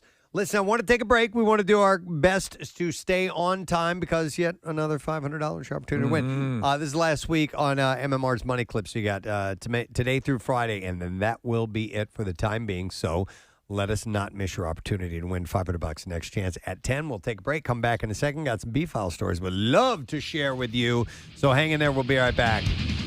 Wait a minute. What is that? What is that? So it's a beautiful home, by the way. Beautiful. And What's for the style? a decent price, too. It's 5,000 square feet. Yeah. And it's gorgeously laid out. It's $750,000 for a home that looks like this. That seems like a pretty good price to me. It actually does seem like a really good price. Yeah. But when you get to photo number 31, you realize that they have a bit of an S&M dungeon in their house. But it's in like a beautifully. It's almost like an executive dungeon. But I mean, it's decorated that way. Like it's not just little things maybe in a box somewhere. No. They had things built in their basement. Yes, and in fact, if you look at the bed, there are stocks. Yes. Like you would see when they would be punishing someone in the square where they have your head and your arms up in the stocks. If you were a witch. Yeah, exactly. And the bed has what appears to be, you can turn it into a cage if you want to. It has bars. There's also some sort of a rack in another picture that has all kinds of chains and leather and swinging things. And is there Wait a minute. You know what? Do we even know intern Mars's address? Is this her home possibly? Is the Star of David? Is that a? I don't know what that is. That might be. No, it's just a regular star. It's wooden. Maybe those are little links on there that you can chain someone up to. But when you see the picture of the front of the house, it's a beautiful Oh my brick God. house with a pretty red door. Suburbia galore. And then you Upper get end. inside. But even the chambers, it's like nice. It doesn't seem like a dungeon. It's brightly bright, painted. yeah. It's well lit. It's very cozy. There's it looks like recessed lighting. Listen, I'm sure they took out the clutter for the pictures. Well, it's called 50 Shades of Isn't it 50 Shades of Maple Glen? Maple Glen, yeah. Yeah. Real estate agents. Oh my God. You know they've seen a lot of stuff. Absolutely. Would I want that? Yeah. Hell yeah. Why not? Well, I'm just saying because what are you going to get? They knock a couple grand off and take the S&M stuff out. Nah, play around with it. You never know. It might open up a whole world that you never knew even existed to you. yeah, I'm just This thinking. is Rochelle. We're going to have the PTA meeting over here tonight. Bring your bull whips and butt plugs. Have we talked about period parties before? We have a while ago. Okay. Bert Kreischer. Yes, Really? he brought them up. Bert Kreischer had one for his daughter. Oh, okay. Which was awkward. But they're like really they're ascending now in popularity. Well, so much so that they're starting to take off in the UK. So the British mothers are starting to throw period parties for their daughters when they first menstruate. Yeah, remember there was like an old commercial where it was when the girl got her period for the first time. It was like, let's go for ice cream. I forget what the commercial was, but it was like, let's celebrate. This was like when I was Why a didn't kid. you run alongside the car? I remember thinking, this is the worst day of my life. When that happened? Yeah, like Really? I mean, you know what? Because I was a little bit older, so I understood it. I knew what was going on. I knew what the other kids were going through, and I was like, you know what? Like, if it doesn't have to happen, like I can wait. You know how a good first one, Carrie. You remember that? Yeah, of course. She had. I think the whole idea. I think actually is a good one. If for something that could be traumatic, that you could turn it into a plus. I mean, I think it's cool. Right? I mean, listen, if you plus, but something that is something to be okay. you can now bear children. I mean, it's not that you want to. Yeah. It's 12 or 13 years old or Hey, however Daddy, it is, but. But as in in Game of Thrones, they call it your moon blood. Your moon blood. Yeah. Right.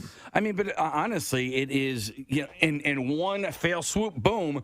you're a woman now. Yeah. You know? Whammo. Like, and so there is no equivalent for boys. You know what I mean? It's not like we go to sleep one night and then we wake up and boom, we have pubes. Yeah. You know, like It's a pube party. it's a It's a boner party. Boner party. But you're getting babies. I mean, it's the I had truth. It's a boners. biological We thing. all It had happens.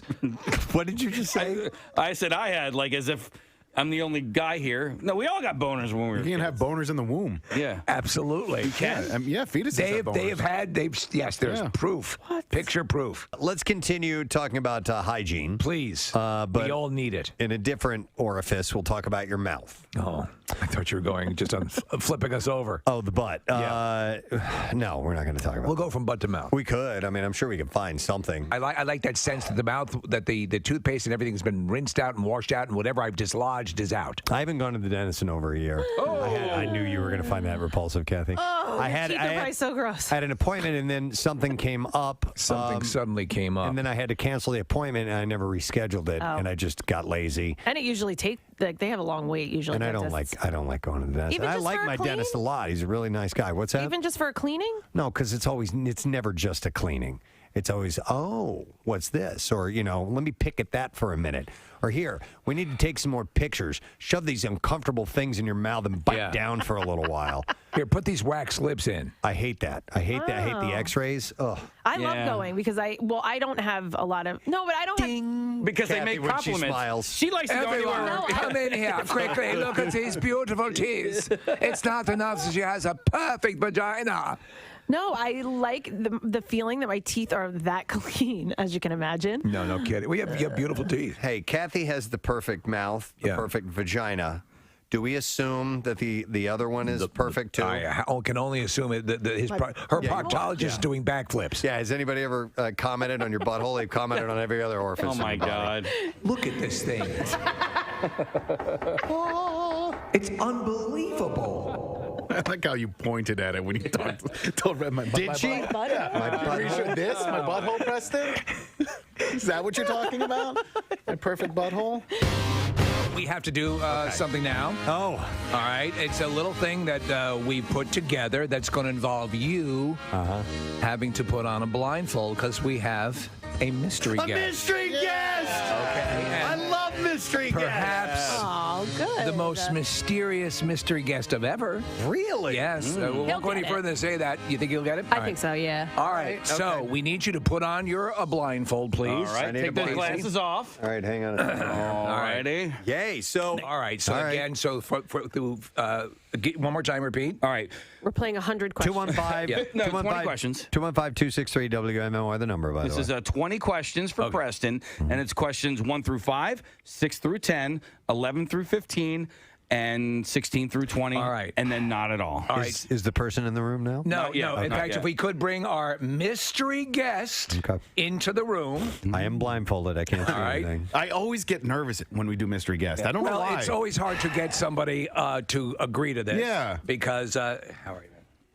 It is hard to get somebody to agree to do it, and then sometimes we'll eat up half the interview trying to figure out who the hell it is. Right. All right. If they've only got like a 10-minute window. So, all right, so if this person is here, then they have more time than that, which is good. They're here, and we will be able to spend some time after Preston, which is good news. Okay, so I'm going to use the high-pitch process to hide this voice, which I think we'll do a nice masking job. So we're going to begin, Preston. Again, yes or no. And you're going to have enough time to sort of narrow it down and ask our mystery guest your first question. Okay. Have we ever met in person before? Yes. Oh, okay. Do you live in and around the Philadelphia area? Yes. Okay. Are you a public figure? No. No. Oh, wow. Okay. Wait 1 second. Wait, was that Steve? That was Steve. With the processor obviously still on. People. Ask that question again. Are you a public figure? Yes. Okay. He's modest. His answer might have thrown you, and he is. How many questions is that? That's three. That's three questions. All right. So you're a man. Steve just said he, by the way, so I got that. Oh, man. Ooh, little one out of the way. Are you in... is your profession in journalism? Yes. Ah, Okay. Do you appear regularly on television? Yes. All right, wait. That's 5 questions. Do you have a guest real quick? Yeah, I do. Okay. Matt O'Donnell. Wow. Okay. All right. Did I get the wrong network and piss somebody off? No. You're good. We wouldn't do that to you. All right. Mike Monsel's on line 4. Let me tell you, your mystery guest is very good natured. He's smiling. So. Okay. All right. So it's not Matt. It's someone I've met in person before. They're on TV. Journalism. You can ask more questions. I'm going to. I'm just trying to figure out where that might lead me in my next question. Would we consider ourselves, or do you consider me a friend of yours? Yes. Oh, okay.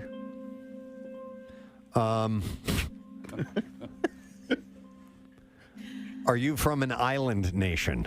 Yes. It's Vi. It's okay, Emma, right? No!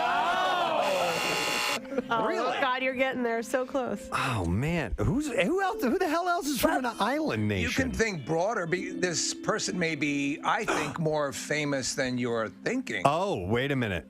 Shane Victorino? No. Good guess. That's 6. That's not a nation, but it's an island. You know, So and now- we have played golf together, so you know. Question number 11, Preston. Yeah, I'm. Expand your search. Yeah. Wise. Yeah. I'll, they live in and around the Philadelphia area. Entertainment-wise, journalism, television, island. There are some people who do it all. Who do it all? No more. Oh, okay. So, are you a musician? Yes. Oh. Wow. What's your name? No. You're a musician. Oh my God. I should know this, right? Okay. All right. Okay. Everyone here is smiling because you know once you know you. Okay. Yeah. Do we play your music on MMR? Yes. Wow. Do you play drums? Yes. Wow. And we're friends. We're considered friends. We're friends. This person's gonna kill me. Are you black? Yes. And I still don't know who it is. What a waste of a question. Well, I'm trying to,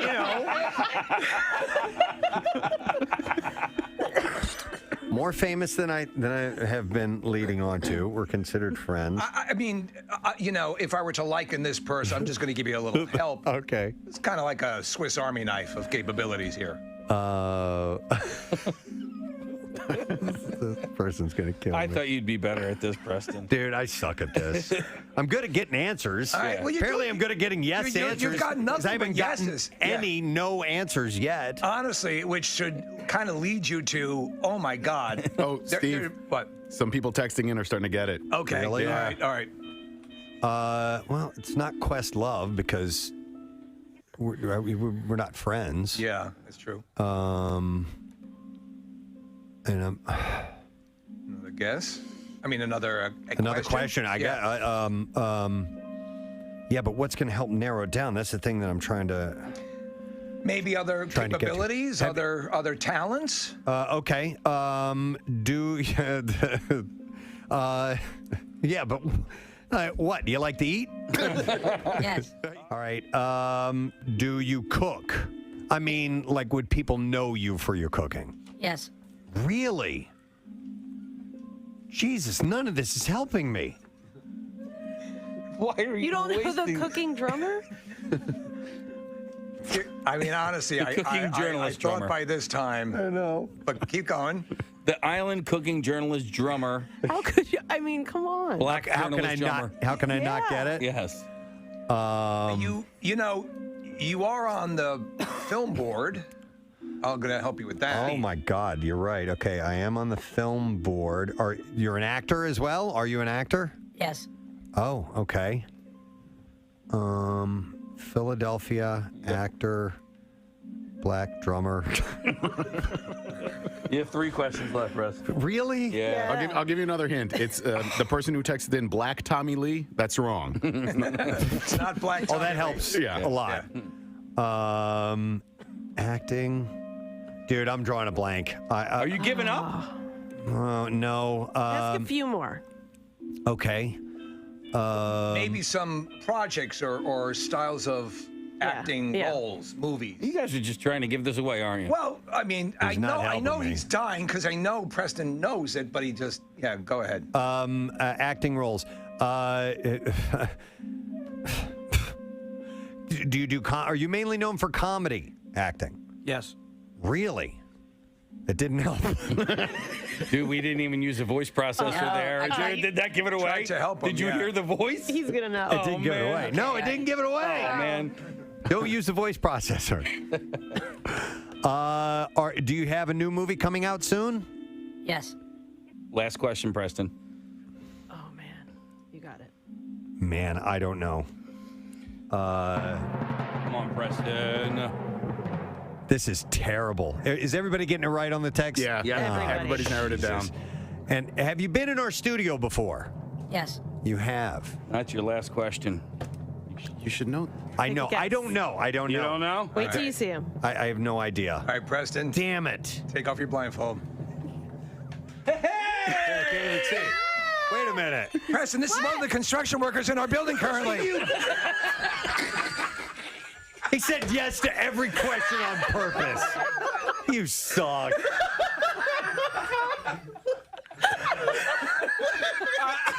I don't even know. What is your name? What's your name? Chino. Gino was good enough to do it. All right, before we move on, Kathy Romano, we recognize you. Yes. Yeah, I just wanted to say thank you to Mike. That's all I got is his name is Mike. And he sent a box of Jake's Bar T-shirts to us. If you went to Westchester University or you've ever traveled through Westchester, you've probably heard about Jake's Bar. Yeah. The T-shirts have been a thing. They print them every year. It's the same exact T-shirt since I've been there, and they just change the year on the inside of the beer. It's printed on the shirt. So, we would go back every year after graduating and everybody would get T-shirts. So they did a breast cancer awareness T-shirt and they made them pink this year. So he sent those over. I don't know who Mike is, but thank you so much for the T-shirts. Was that the one with the cheap beers? Yep. You had Oh, yes, 50 the cent. 50 cent beers right, when I was there, and then they upped it to $1. Yeah. When's the last time you went back there? Oh my gosh, years ago. I haven't Really? been there. Yeah, I mean, we were adults. Well out of college. We went back. I think it was homecoming maybe, and we stopped in. But I haven't been back in years. I would love to get there. How old did you feel when you went in there? You know what? Saw the Well, kids. yes, but that is one of the places. If you went to Westchester University, people go back there. So you'll go in there, and there'll be older people in there because there's always somebody visiting. And I wasn't there on like a Friday night. When the kids were. When it's crazy. yeah. Okay. He's there for lunch or dinner at 2:00 in the afternoon. Nice. All right.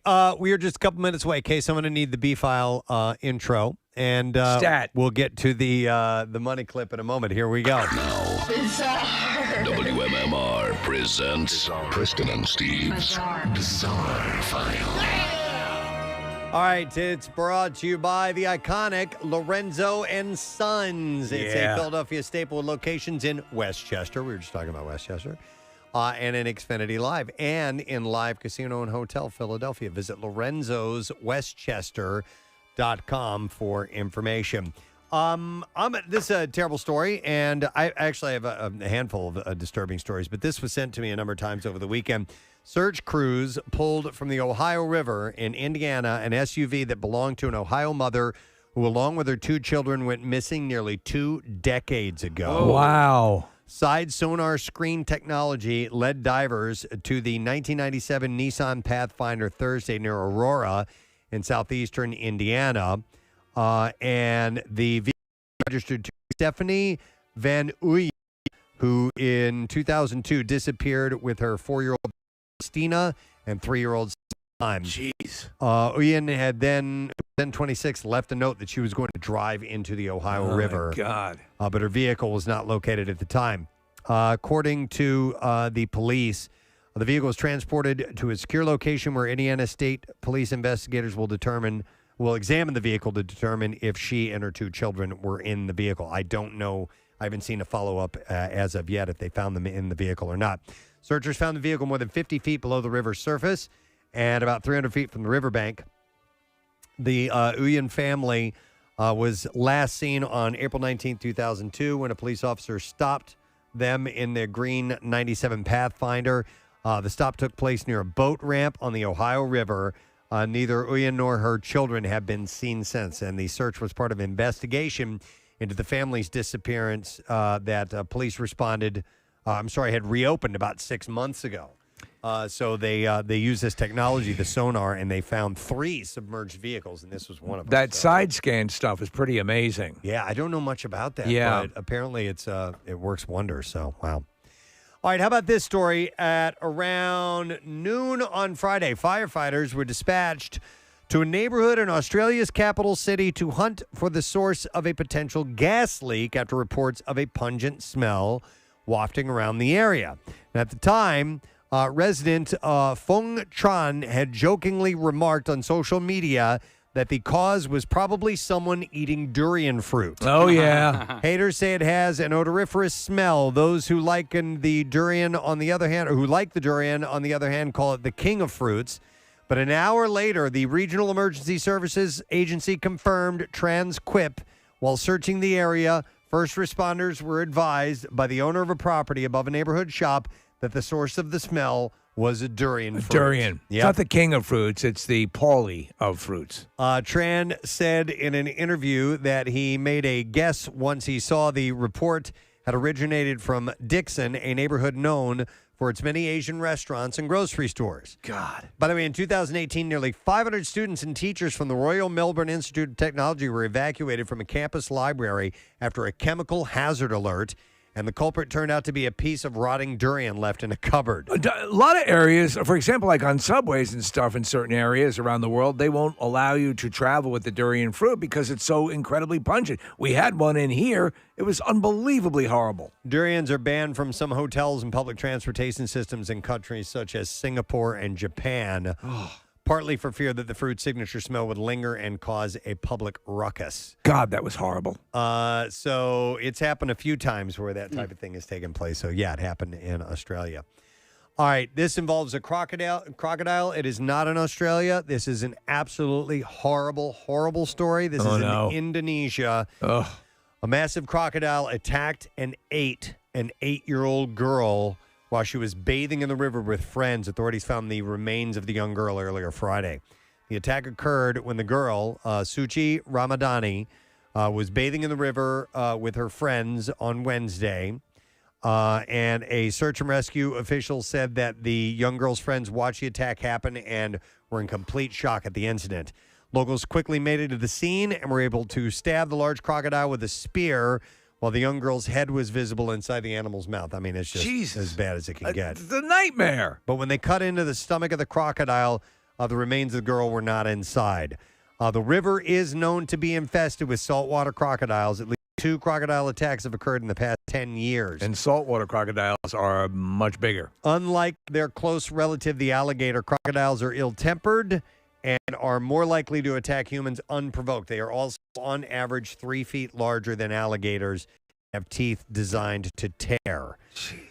In the United States, you're more likely to be attacked by an alligator than a crocodile, but these sorts of attacks are quite common in Indonesia. The country is home to 14 different species of crocodile. So why the F would you ever go in that water? On Thursday, in the same district, officials announced that a 9-year-old boy was missing from the village and was allegedly attacked by a crocodile. According to reports, the boy was bathing in a river near his house. Later, his friends reported that he was eaten by a crocodile. Sources of close rescue teams joined local authorities to try to locate the crocodile and the young boy, and they haven't found him yet. So that's just messed up. You want to talk about something that looks prehistoric? They do. Yeah, most definitely. A woman in Murcia, Spain, given a diagnosis of sexuality after going to the gynecologist to treat her irregular, painful periods. You're gay. Take 2 Tylenol and call me in the morning. Alba Aragon, who is 19, the incident, which occurred on her first ever visit to an OBGYN on October. Said that she disclosed her sexuality to her doctor in case it would be helpful in ruling out what kind of sexual activity she was having. He determined the cause of her painful periods and came up with a treatment plan. Concluding the appointment, Dr. Eugenio Lopez gave her a piece of paper with a read current illness, homosexual. What? Aragon and her immediately filed a complaint against the hospital. Lopez issued a statement with his employer saying that a technical accident. Mistakenly, he had apparently filled in the wrong column of the electronic patient chart, resulting in the diagnosis. Lopez and the hospital offered an apology to Aragon and corrected her diagnosis. Aragon said she wanted to bring national attention to the case to ensure nobody feels that being queer is a disease when they go to the doctor. And that is what I have in the bizarre. I can believe that. I can clarity. Because would definitely face a big issue. Does this? Three women and for an R clip. Kapuya! Kapuya! Now here's your money clip keyword. All right, the word you need to enter is funds with a D there. I'm hitting the D kind of hard. F-U-N-D. Because if you say funds, it sounds like you're saying F-D.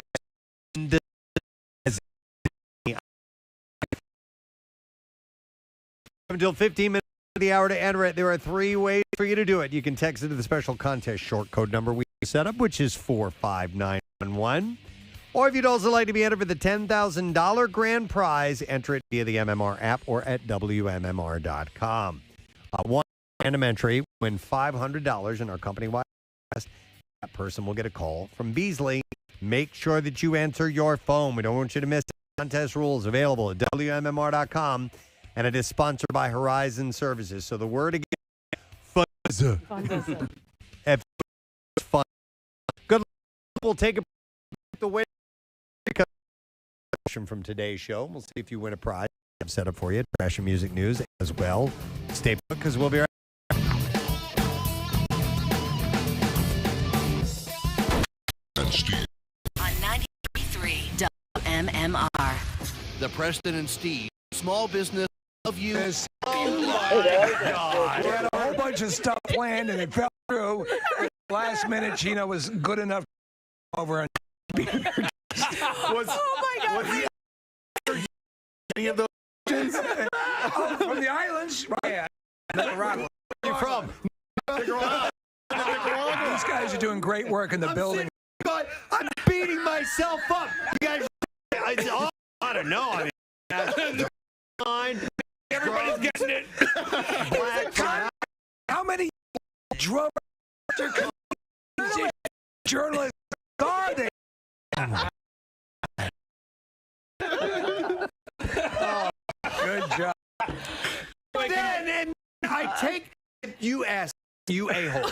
Okay, so you know, and here's the deal. What's your name again? Chino. Yeah.